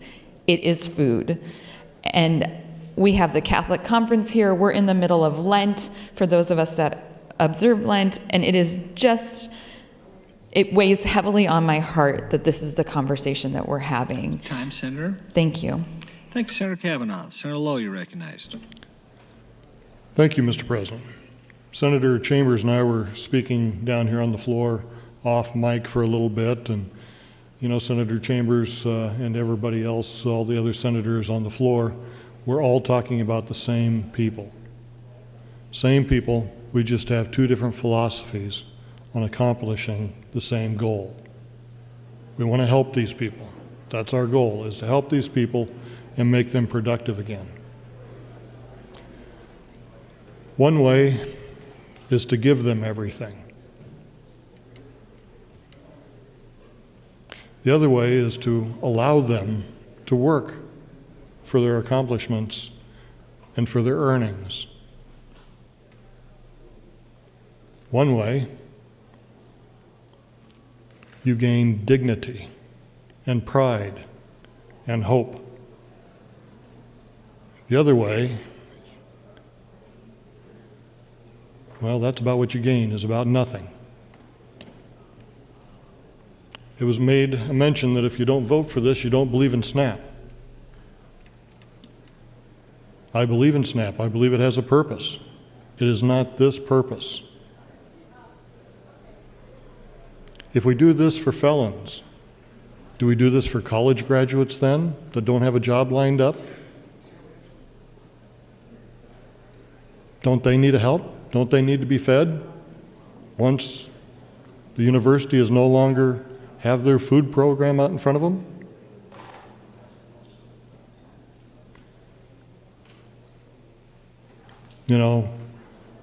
Those of us who are talking against LB 69, we do charity. I do, when I run across somebody, I do help them out. Whether I walk into a McDonald's and hand them a hamburger, or whether I put a $5 bill in their hat. But I'm not going to ask Senator Breezy or Senator Gregert or Senator Albright and tell them that they have to give money to these people. Charity belongs in a church, not in the government. It works best in the church, not in the government. We're talking about helping people. We're talking about helping drug addicts. 1-877-978-3216. drug abuse hotline. It's there 24 hours a day, 7 days a week, and it is manned. That's 1-877-978-3216. If we're serious about helping these people, let's help them kick the habit, let's help them get a job, and let's help them on their way into productive life. I'd like to yield my time, Mr. President, to Senator Groney. Senator Groney, you have 140. Thank you. I wanted to make sure, go back to the beginning here. I kind of started this, if you want to call it this, extended debate. It was always on policy, it was never on punishment. I had to explain to my colleagues that I was involved in this 2 years ago or 3, and we then decided this was policy. This was not an exception that we were mean and punishing one group of felons. I explained how we do it to drunk drivers can't have the privilege. Food stamps is a privilege, not a right, by the way. And I think a lot of votes were changed when they understood and got some institutional knowledge about why this exception is there. This is not about punishment or flyers. We do help these folks, like we do all felons, through probation, and probation emphasizes home. These people don't exist in a vacuum. They get out of jail and everybody has family. Everybody does. A few may not, but now we're narrowing it down to one crime. All felons get food stamps, it's just drug dealers. The evidence is there. They sell when they're addicted or they don't need it, a drug dealer, SNAP. And this ideal that somehow you mix and match statistics and say food stamps helps people recidivism, that's all felons. But when you separate out drug dealers and drug addicts, the numbers change. Time, Senator. Thank you. Thank you, Senator Lowe and Senator Groney. Senator Wishart, you're recognized. Thank you, Mr. President. I rise in support of AM 922 and the underlying bill. Originally, I wasn't planning on speaking on this bill. It seemed very straightforward to me. If we're going to have SNAP programs and they're going to go to help people who are in need, it seems to me that a population of people who are dealing and trying to overcome drug addiction would be the exact type of population that we were looking at supporting through this public program. I also wanted to speak a little bit to some of the conversation I've heard around drug addicts, and I want to speak to it from, one, the perspective of somebody who has gone through the foster care parent training program and learned extensively about what it is to be a kid who was born with meth addiction. So when I hear from senators who are talking about this type of person and this type of addict as if they just woke up one day and decided to be addicted, the face of people that I'm thinking about are the kids who were born with addiction. And their first hours and days in this world were coming off of that addiction. And the long-term consequences that they will experience in their life because they were born addicted to meth. And I don't think these are people that we would say made that choice, obviously. And these are the people that I'm thinking about who have ended up in our juvenile justice, in our correction system, sometimes multiple times, and are coming out of it and are struggling, and we're helping them get on their feet. The other perspective I wanted to bring to this conversation, again, around who we're really talking about when we're talking about the people who would benefit from this, who we're talking about when we're talking about addicts, because again, it's not like somebody woke up one day and decided to go become an addict. When my husband was working as a police officer, he would come home and talk about some of the people he had encountered, And I would always ask him, especially the young ones, where they were getting into trouble and living a life that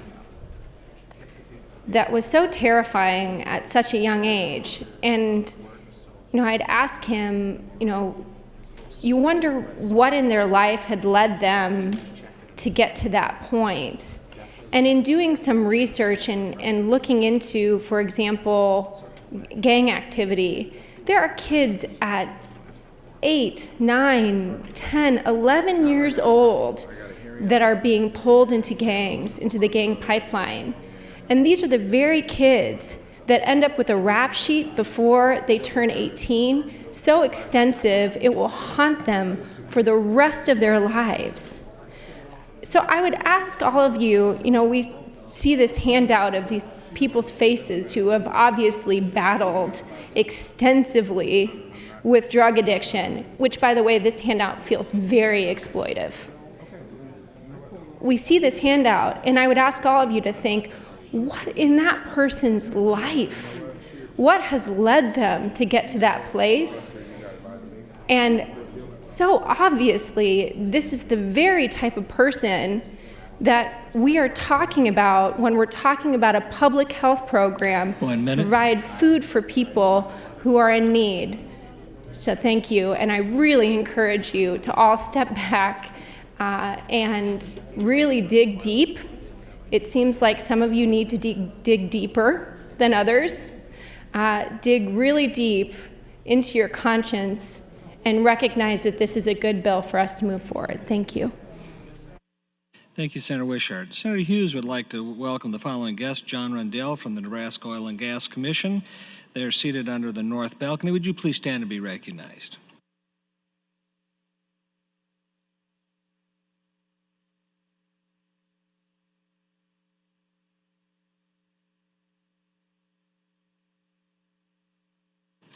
Returning to the queue, Senator Pansy Brooks, you're recognized. Thank you, Mr. President.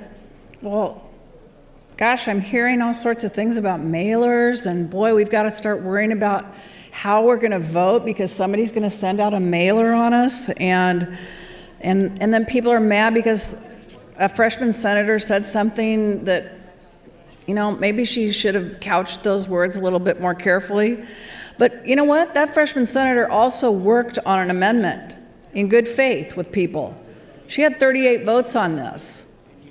And now all of a sudden, everybody's peeling off and everybody's saying, oh no, she said something mean.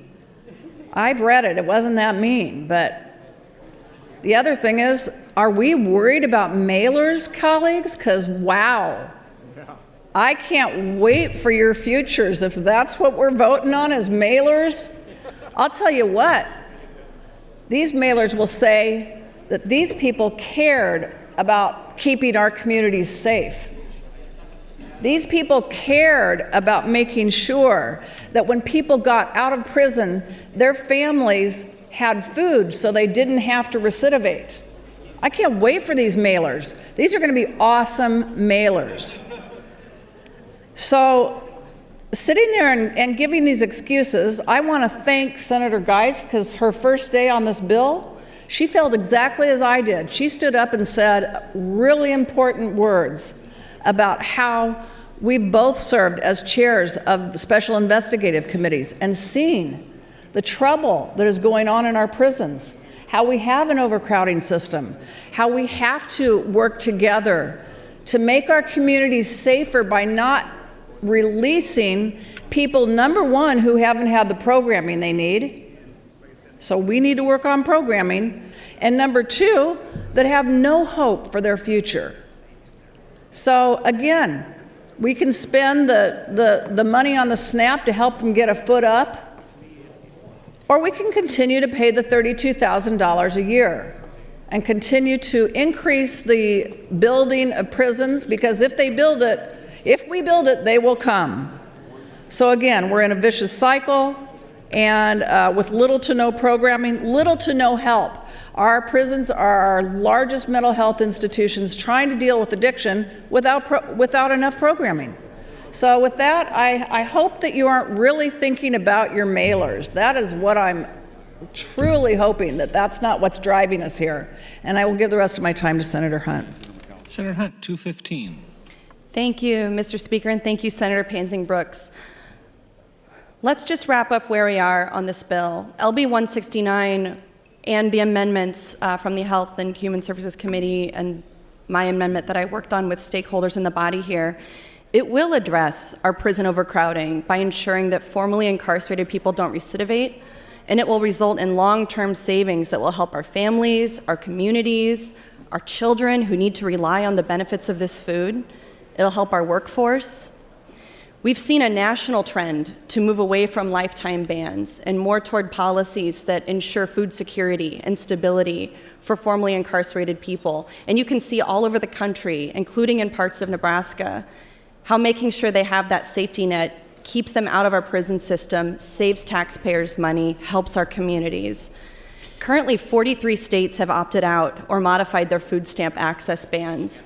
18 states have completely eliminated it, which is what I was initially trying to do, including our neighboring states of Iowa, Kansas, and South Dakota. And we need to join these states and adopt a common sense, compassionate approach. And I know that there's support for this in the body. No matter how you feel about me personally, let's work that out later. There's support for this policy, and that's what we're here to do.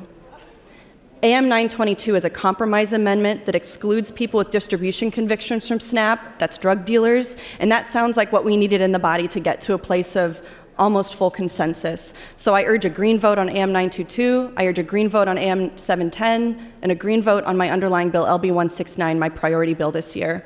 And please follow me on Twitter. Thank you. Thank you, Senator Pansing Brooks and Senator Hunt. Mr. Clerk, you have a motion on the desk. Mr. President, Senator Hunt would move to invoke cloture on LB 169 pursuant to Rule 7, Section 10. It's the ruling of the chair that there has been full and fair debate afforded to LB 169. Senator Hunt, for what purpose do you rise? Call the House. There has been a request to place the House under call. The question is, shall the House go under call? All those in favor, please vote aye. All those opposed, vote nay.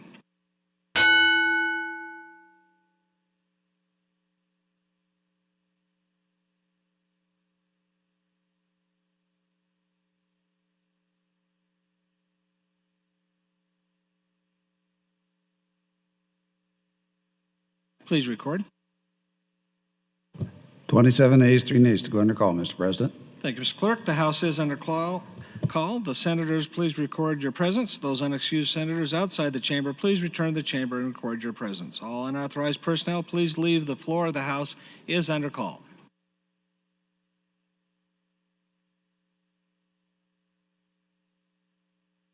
Senator Groney, would you turn your light on, please?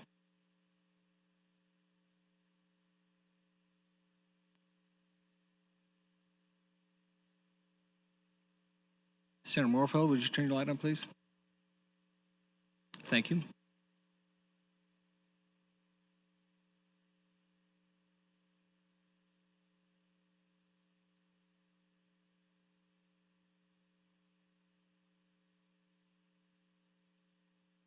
Senators Lindstrom, Hickelman, Bosselman, McAllister, Pansing Brooks, Brewer, Linehan, please return to the floor. The House is under call.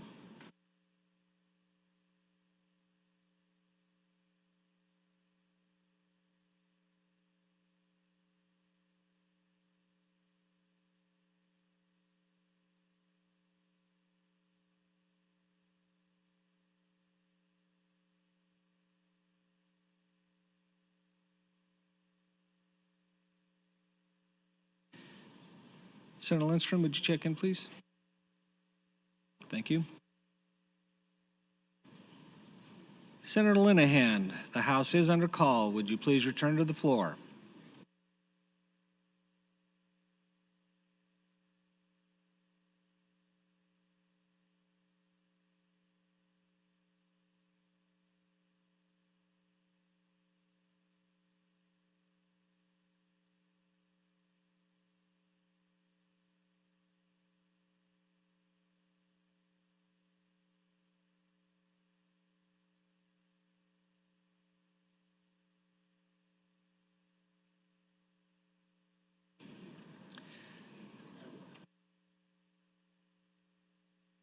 Senator Linehan, the House is under call. Would you please return to the floor?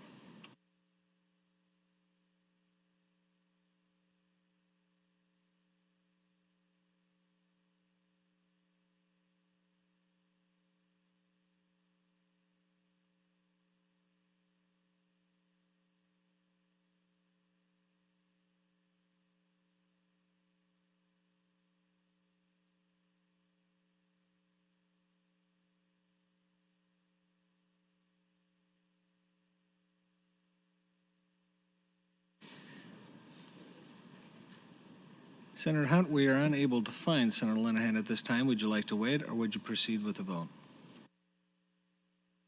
We will wait then. Thank you.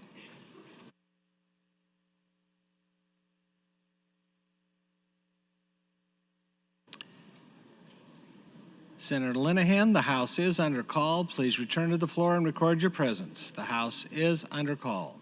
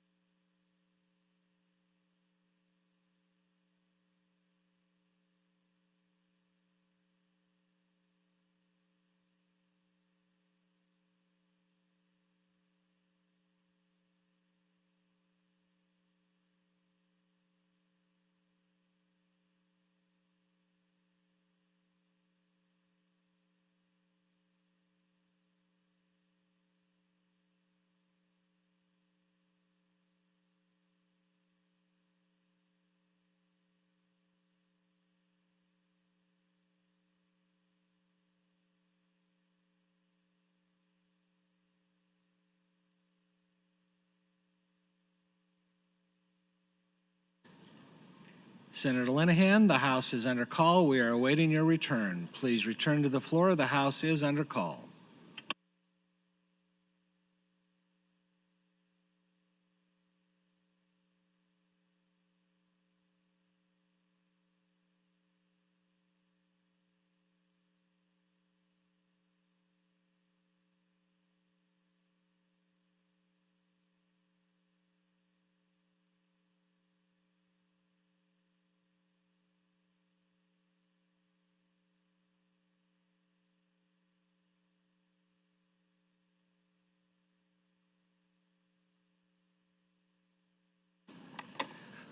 We are all here and accounted for. Senator Hunt, how would you like to proceed?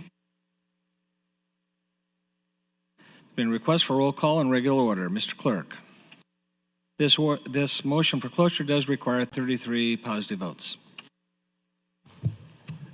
Senator Albright. Voting no, Senator Arch. Not voting, Senator Blood. Voting yes, Senator Bowles. Voting yes, Senator Bostelman. Voting no, Senator Brandt. Voting yes, Senator Brewer. Voting no, Senator Breezy. Voting no, Senator Kavanaugh. Voting yes, Senator Chambers. Voting yes, Senator Clements. Voting no, Senator Crawford. Voting yes, Senator DeBoer. Voting yes, Senator Dorn. Voting no, Senator Erdman. Voting no, Senator Friesen. Voting yes, Senator Geist. Not voting, Senator Gregert. Voting no, Senator Groney. Voting no, Senator Halloran. Voting no, Senator Ben Hansen. Not voting, Senator Matt Hansen. Voting yes, Senator Hilgers. Senator Hilgers? Voting no, Senator Hilkeman. Voting yes, Senator Howard. Voting yes, Senator Hughes. Voting no, Senator Hunt. Voting yes, Senator Kolowski. Voting yes, Senator Colderman. Voting yes, Senator LeGrone. Voting no, Senator Lathrop. Voting yes, Senator Lindstrom. Voting yes, Senator Linehan. Not voting, Senator Lowe. Voting no, Senator McAllister. Voting yes, Senator McDonald. Voting yes, Senator Morfeld. Voting yes, Senator Moser. Voting no, Senator Merman. Not voting, Senator Pansing Brooks. Voting yes, Senator Quick. Voting yes, Senator Scheer. Voting yes, Senator Slama. Voting no, Senator Stinner. Voting yes, Senator Vargas. Voting yes, Senator Walls. Voting yes, Senator Wayne. Voting yes, Senator Williams. Voting yes, Senator Wishart. Voting yes. Vote is 28 ayes, 16 nays, Mr. President. The motion is not successful. I raise the call. Next item, Mr. Clerk.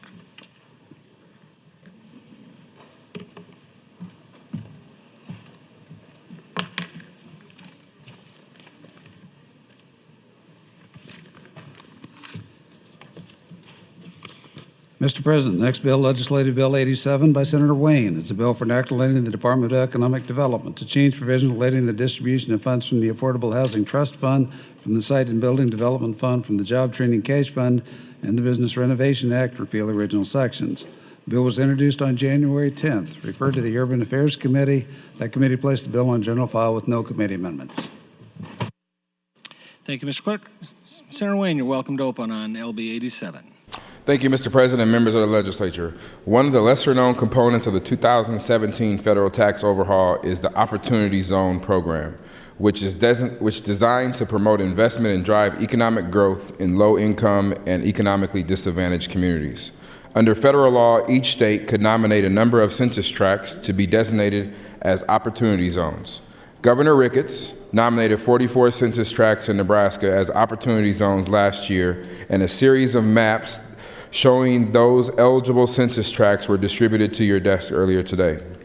LB 87 is designed to further encourage investment in these areas by requiring the Department of Economic Development to provide a preference for projects and businesses located in or in part within the Opportunity Zones under various grant initiative programs they currently have. These current programs are the Affordable Housing Trust Fund, Business Innovation Act, Job Training Cash Fund, and Site and Development Fund. Because the department is already required to develop allocation plans for how they distribute these grants, the details on how the preference would be worked out is up to the department. Currently, the department provides a preference for projects located in enterprise zones, so in all likelihood, the preference would be given to opportunity zones would mirror those ones already provided to the enterprise zones. I want to thank the Speaker for designating LB 87 as a Speaker priority. LB 87 faced no opposition testimony at the hearing and was advanced by Urban Affairs on a 7-0 vote. I would ask for your green support on LB 87 to select file. I would note that I do have to hop on an actual judicial hearing back in Omaha. I'm doing it telephonically, so if you have questions, you'll have to stall for about 15 to 20 minutes before I can answer those. Thank you. Thank you, Senator Wayne. Senator Hansen, you're recognized.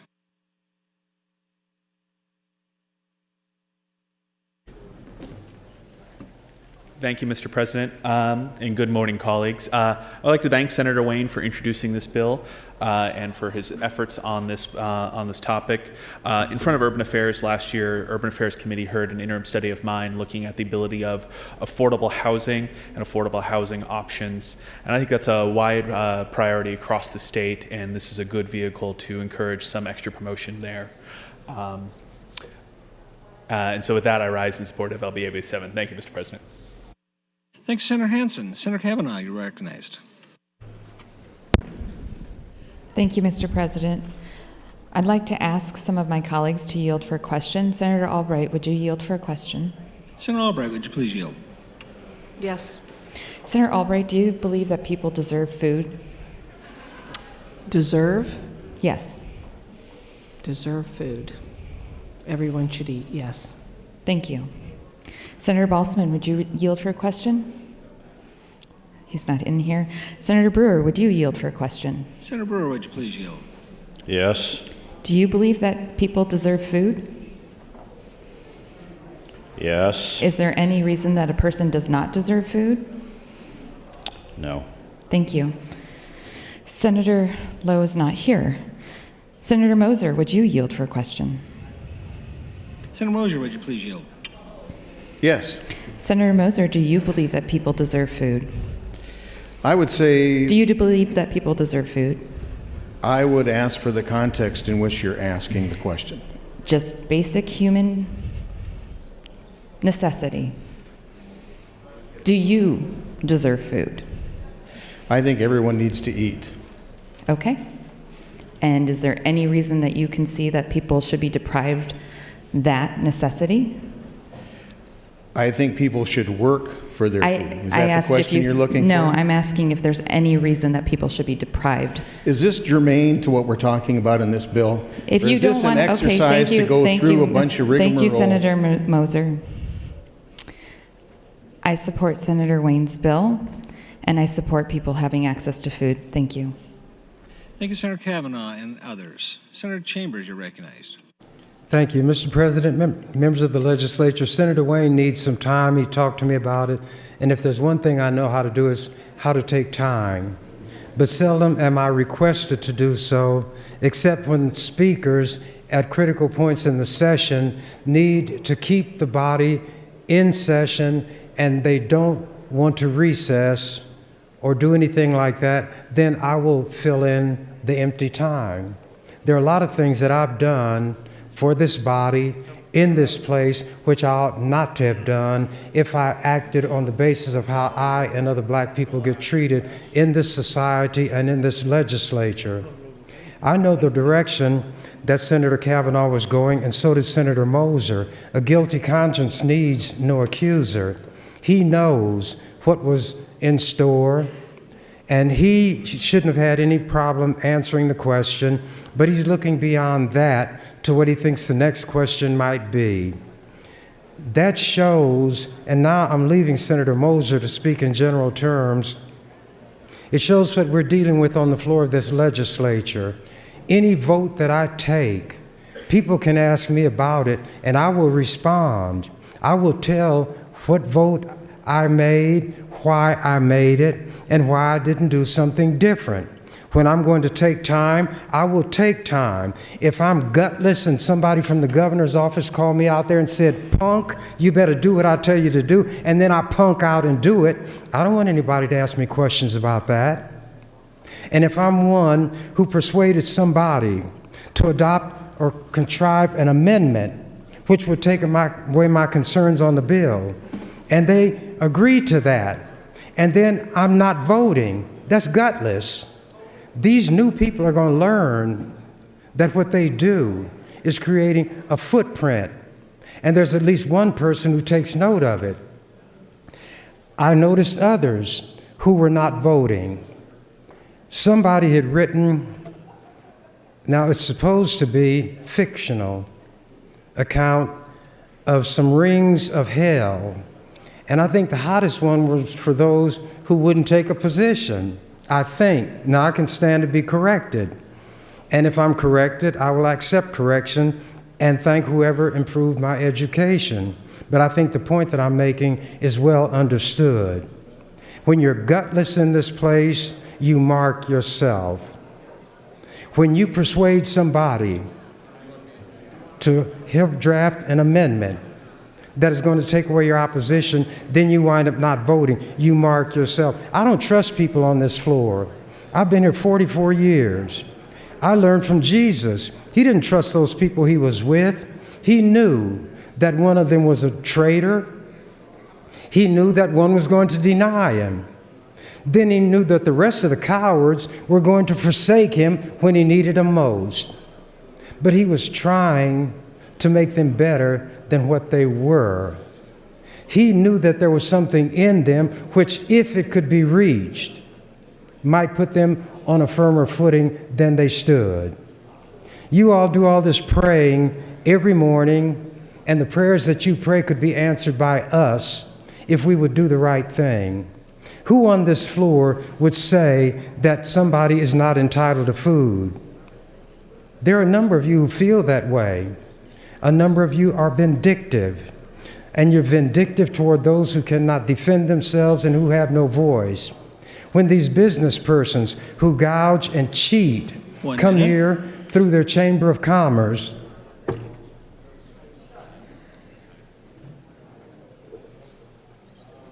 and dictate to you You don't stand up to them like you'll do poor people, like you'll do voiceless people. You're very tough, you're very brave. If somebody is standing in front of you and he or she has hands tied behind his or her back, feet shackled together, a gag across the mouth, a blindfold, then you will punch that person like a punching bag. But somebody who has arms free, knows how to ball up a fist, and will give back as good as he gets, that's the one you walk light around. You find excuses not to confront that one. And my job is to speak for those who don't have a voice. And I wish that these Catholics who profess to be Catholics would put in practice those things they claim they believe. As hard as it is to believe. Time, Senator. Thank you, Mr. President. Thank you, Senator Chambers. Senator Pansy Brooks has a very special guest visiting this morning, Jayla Gerard from San Diego, California. She's seated under the north balcony. If she would stand and be recognized by the Nebraska Legislature.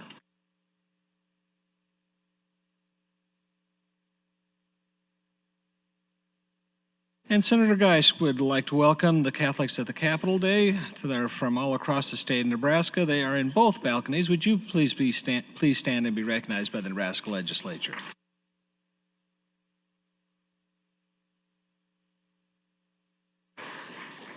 Thank you all for coming. Returning to the queue, waiting in the queue, Senator Moser, Albright, Hansen, and others. Senator Moser, you're recognized.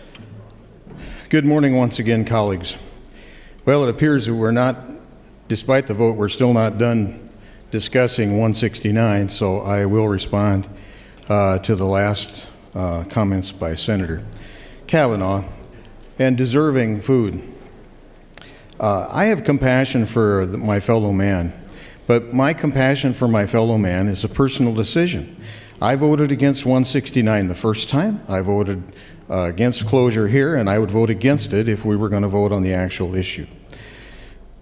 The personal decision to be generous is a personal decision, but tax money is not freely donated. Tax money comes from citizens against their will, and expanding the SNAP program, even in a small way, and even for a purpose for which many supported it, is another way of spending money that was taken from people against their will by taxation and given it to somebody for a charitable purpose. I think nonprofits and individuals should support people in need. I don't think that we need to expand it. We've already got adaptations in the statute to throttle back runaway capitalism, to help the downtrodden and the poor. I think there has to be a line where we draw it and we don't go beyond that.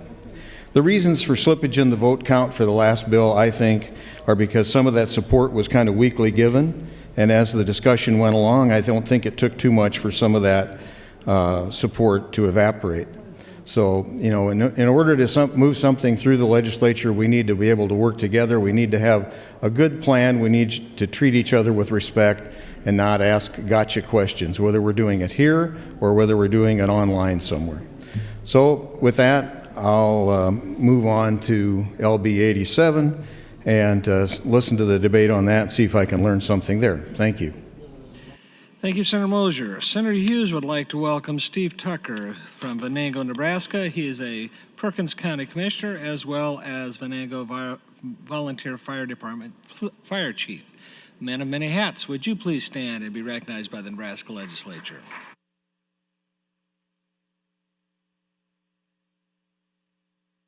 Moving back to floor discussion, Senator Albright, you're recognized. Thank you, Speaker Scheer.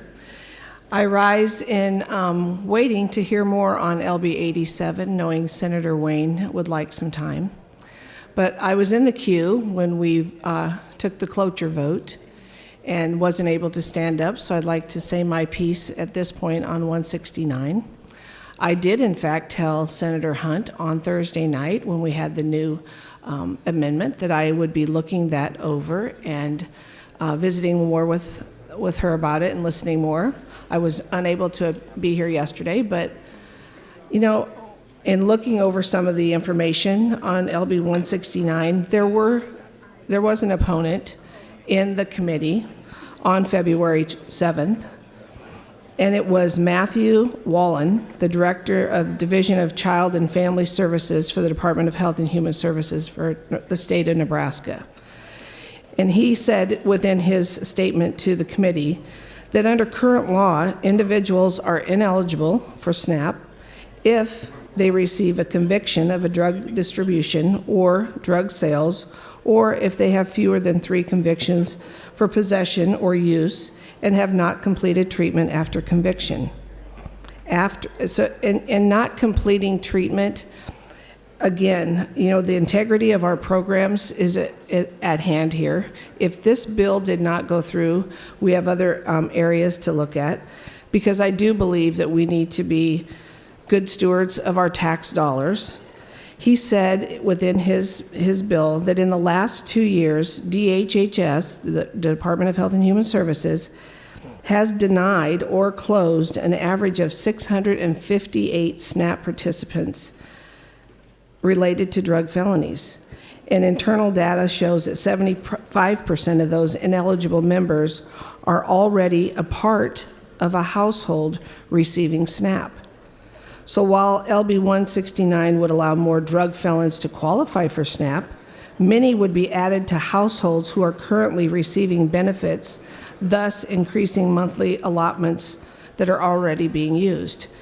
So, I would certainly hope that someone who has committed the felony and has served their time would be wrapping their arms around their family at that moment, because if that family has $500 worth of food stamps or the SNAP program, they only receive $420.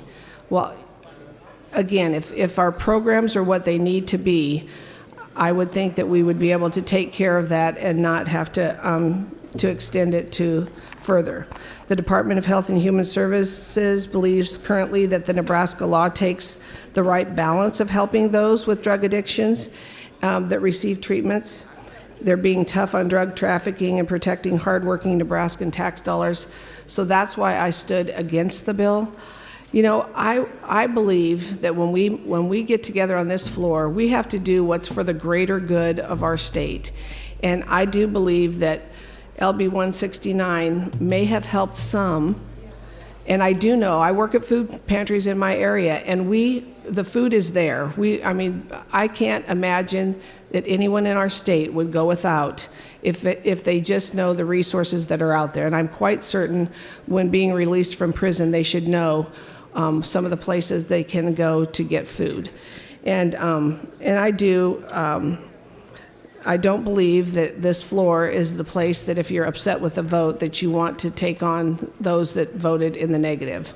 It's not good for the camaraderie. It's not good for 1 minute. For what we're doing here on the floor. We're supposed to be a unicameral that's nonpartisan, and everybody's supposed to try to figure out how to work a deal together and get along. But I just don't appreciate. I thought it was an inappropriate question of the Senator Kavanaugh to ask me if I think people deserve food. Of course, everyone deserves food. It's just a matter of where you're going to get that food and how you need to get it. Thank you. Thank you, Senator Albright. Mr. Clerk, for motion. Mr. President, priority motion. Senator Chambers would move to bracket the bill until April 15th. Senator Chambers, you're welcome to open.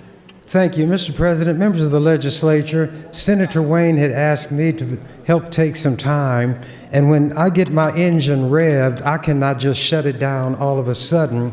He is here now, but I explained to him that I had some things that I had intended to say while he was in his telephone conference, and I'm going to say them.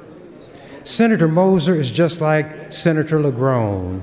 They stand up here and say, I'm this and I'm that, but I don't believe I have the right to give other people's tax money and so forth. I wanted to ask him, does he think we ought to give tax money to those people who were flooded out? That's tax money. They should have built somewhere else. So if it comes before the legislature, I'm going to follow their lead. But there'll be 33 votes. All you have to do is give me some time. If a question is to be put to you and you're asked, do you yield? Nobody owns you. All you have to do is say, no, I won't answer any questions. But to whine like some of them do about collegiality, you all are not collegial toward me. You never have been. And if I would behave in the way toward you all that you do toward me, openly and underhandedly, I wouldn't help some of you with your legislation. I've done that some this session already. And I don't ask anybody to help me. You all are petty. You're accustomed to a quid pro quo. Then you get upset when you don't give the quid, but you want the pro quo. That's silly. It's childish. And Senator Moser is going to stand up because he's got to say something, which he wouldn't say when he was asked a question. Then he's like Pilate. And I'll never forgive Pilate for this. Not for presiding over the killing of Jesus. There have been bad judges and a lot of innocent people executed. Here's what I will never forgive Pilate for. He was talking to Jesus, and they were discussing things like people do in a set of circumstances where a man is in the last hours of his life, and another man's in a position to say, you shall live or you shall die. And Pilate had occasion to ask Jesus, what is truth? And he didn't stay for an answer. He walked out, and he met with the multitude. That's what happens here. People will say something, then they walk out. But I'm accustomed to it. My opportunity will come to do what I want to do. I see Senator Moser is back. I would like to ask Senator Moser, as he moseys to his desk, would he respond to a question or two? Senator Moser, will you yield? Yes, I will. Senator Moser, I have one question to ask you, but I have to give some context. You're aware of the flooding that occurred in Nebraska. Yes. And you're aware that the governor asked the federal government for some assistance to the tune of about $1.4 billion. You're aware of that? I'm aware that they requested assistance. I don't know the exact number, but I'll take your word for it that that's correct. Okay, and my word is my bond. My word is good.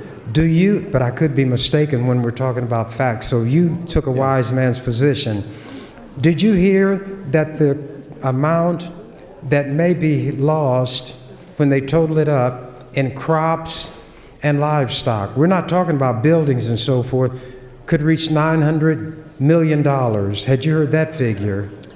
The number I recall was over $1 billion. Okay, so you know it's a lot of money. Oh, yes. Do you think that those people should be given any federal money which comes from the taxpayers? Now, you can help them if you want to. You might buy some cleaning equipment and go get a shovel and do things like that. Do you have the right to vote to give other people's money to those people just because you would help them personally? I think we have the right to vote money for any purpose that the legislature feels is a worthy cause. No, I'm not asking about the legislature. I'm asking about you. Because you didn't feel the need to vote for the other bill, and you said why you wouldn't vote. So I'm not going to put you through that because the record is there. But do you have a different attitude when it comes to these people, your people, who were flooded out and want some aid? If something should come before the legislature, you'd vote against that just like you voted against 169. Is that true? I don't believe you could make that connection. That's not an answer to the question. Would you vote against a bill like that? To give money to flood victims? Yes. Would you vote against it? Probably not. It depends some on the details, though. Why do you I'm not going to, before there's even a bill offered, say I'm going to vote for something, yes or no. I'm not going to box myself in like that because it depends on the details. Okay, thank you.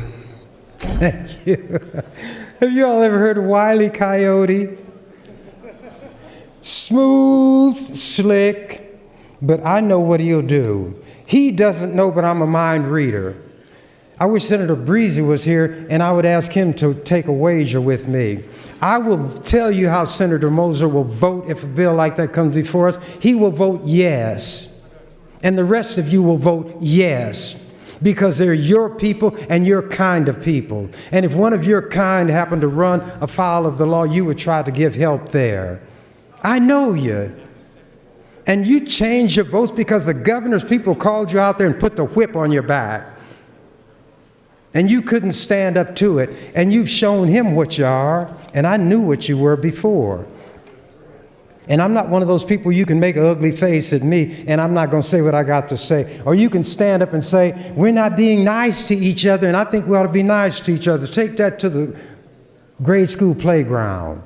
We're grown men, grown women.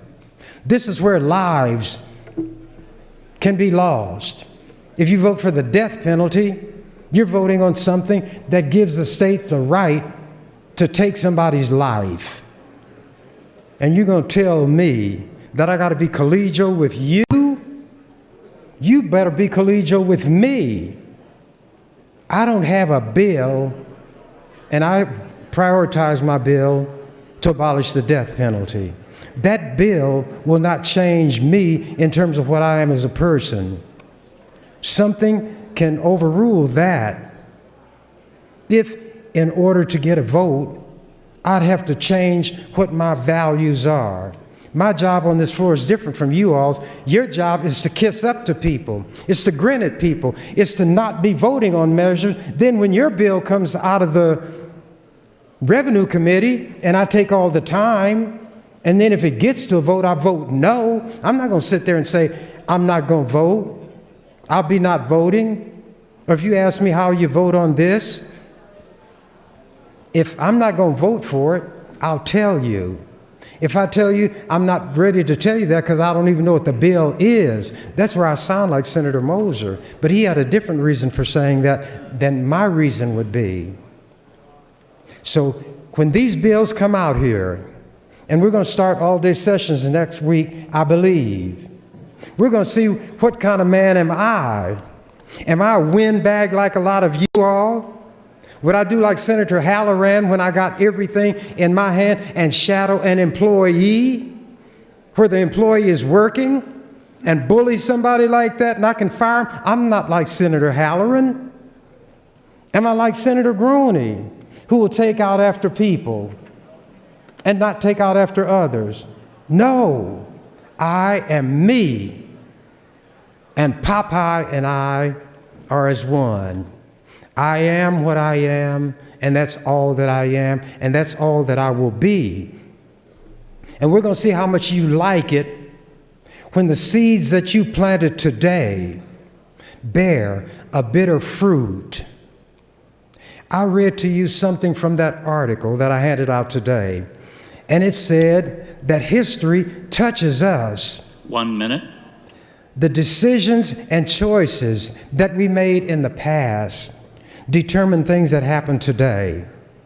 Well, at 11:53 a.m. on the 49th day of the legislature, you all made a fateful decision, F-A-T-E-F-U-L. Will I tell you everything I'm going to do and when I'm going to do it? Heavens no. Heavens no. You will just have to wait in suspense and wonder, what am I going to do and when am I going to do it? And I'd like a bunch of you to get together and try to bully me or intimidate me or frighten me out of doing what I say I'm going to do. I don't care if you're a banker like Senator Clemens. Now, he can do something to a farmer who's got a loan. He cannot do anything with me. You couldn't pour him on me. That's the way you all need to be talked to when you're so bullying and can be so cruel and mean to those who are hungry. I want to withdraw that motion. The motion is withdrawn. Back to debate. Senator Bowles, you're recognized. Thank you, Mr. President. I appreciate the debate on the previous bill. I appreciate the ongoing discussion about the needs of low-income folks in our community. And that is why I rise to talk about LB 87, because I do care about those issues and I do care about the debate on this floor. I want us to focus on LB 87 and what we're doing with this bill. And colleagues, I don't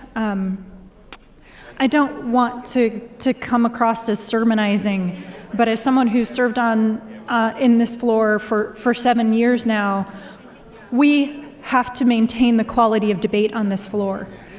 We have to debate the bills that are in front of us. We're unicameral. If we don't do our due diligence, if we don't talk about these bills, if we don't make sure the public understands what we're doing, we are not doing our job as a one house. So I want to redirect our conversation to LB 87, which connects directly to the issues that we've been talking about this morning, which is creating jobs and opportunity for people in low-income communities. How do we make things better for the people in Nebraska who need it? And I support this bill, but I do have a question of Senator Wayne, if he would yield to a question related to the substance of this bill, because it is so important, and it is important to the lives of people who struggle. So, Senator Wayne, I support the idea of giving a preference in the Affordable Housing Trust Fund and the Building and Site Development Fund for opportunity zones, but I do have a question as it relates to the Job Training Cash Fund. Can we have a bit of a dialogue about that? Senator Wayne, would you yield? Yes. Well, first, Senator Wayne, thank you for bringing this bill. I think it's a good idea. I think you're doing something constructive and helpful, and I really appreciate that. The question I have as it relates to the Job Training Cash Fund is the other pieces of this bill are site-specific, they're property-bound. The Job Training Cash Fund could theoretically be serving a project that serves a community and employs people who are in a low-income community without specifically being in that site of an opportunity zone. And I just wonder if your committee had any debate or dialogue about that and what your thoughts were about the differences between the Affordable Housing Trust Fund, the Building and Site Development Fund, and the Customized Job Training Program. We didn't have a specific debate about that. The goal was at the federal level, since the private sector is introducing so much money into this area through the opportunity zones. We looked at current current business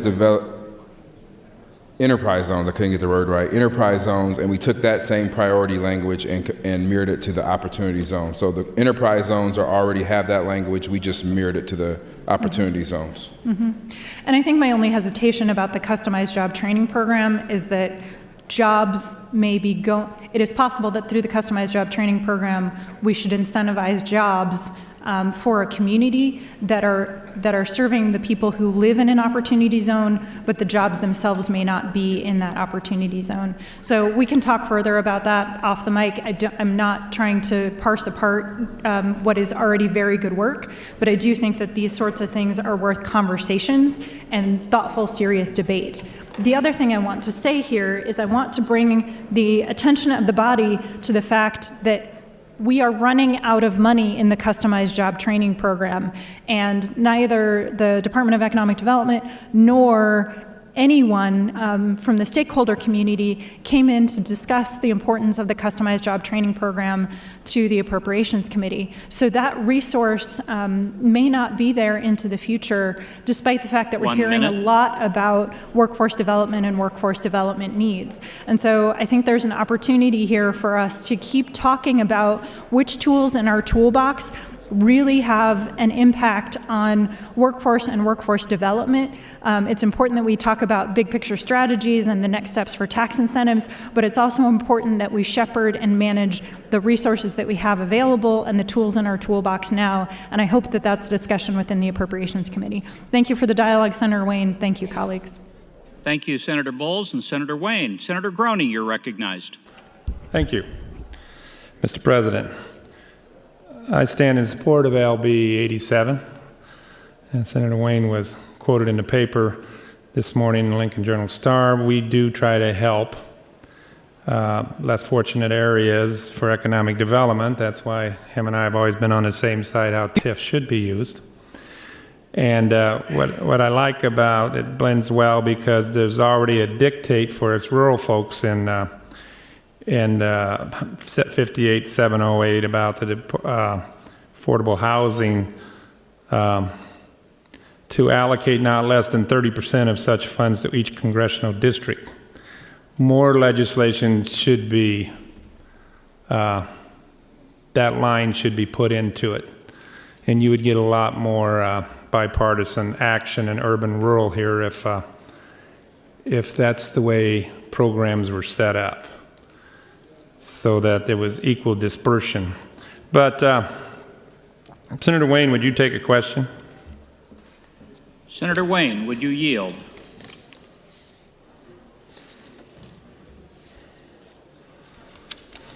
Yes.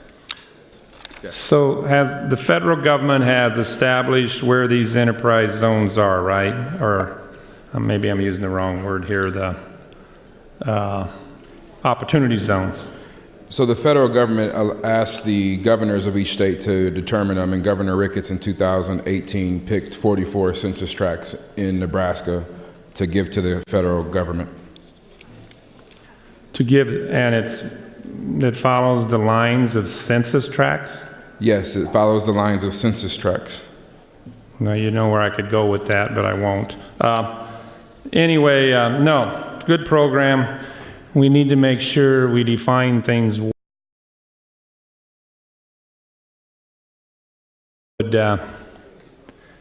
Would try to bring a project to a local government and say, well, you know, we won't build unless you help us out. And then that temptation is to bend the rules, and pretty soon no economic activity has happened in the poorer parts of North Platte, Omaha.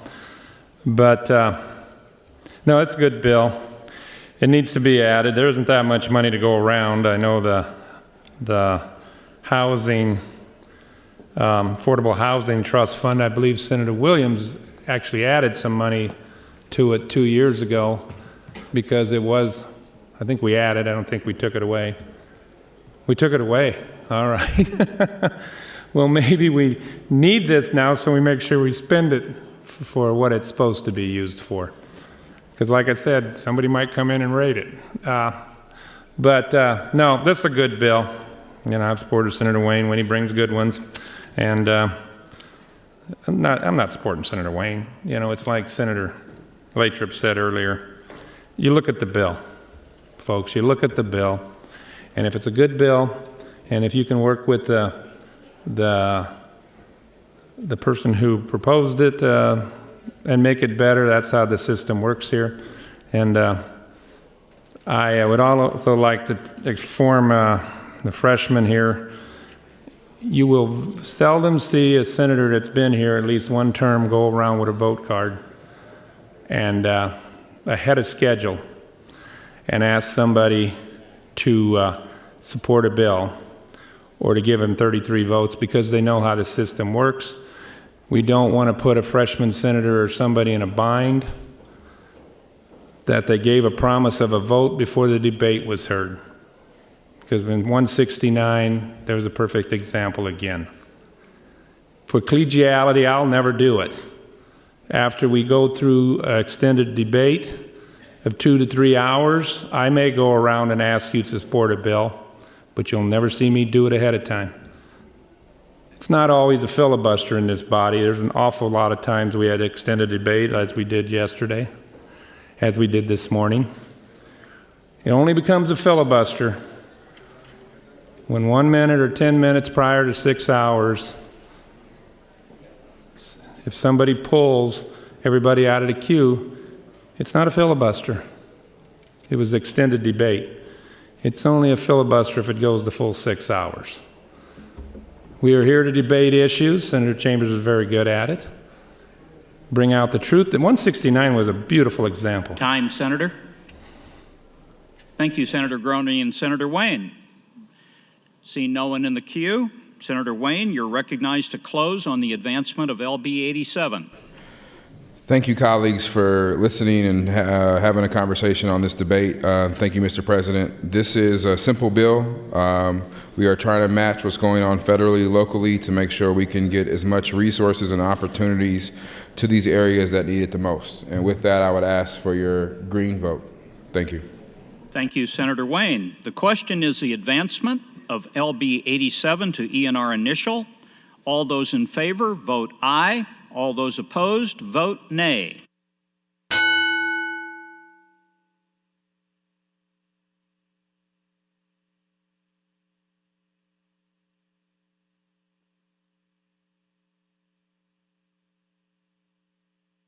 Have all voted?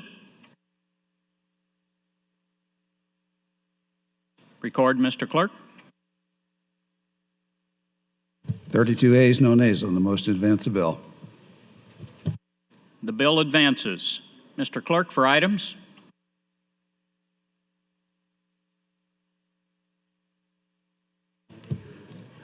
Mr. President, your Committee on Agriculture reports Legislative Bill 304 to general file with committee amendments. Appropriations report 694 to general file with amendments.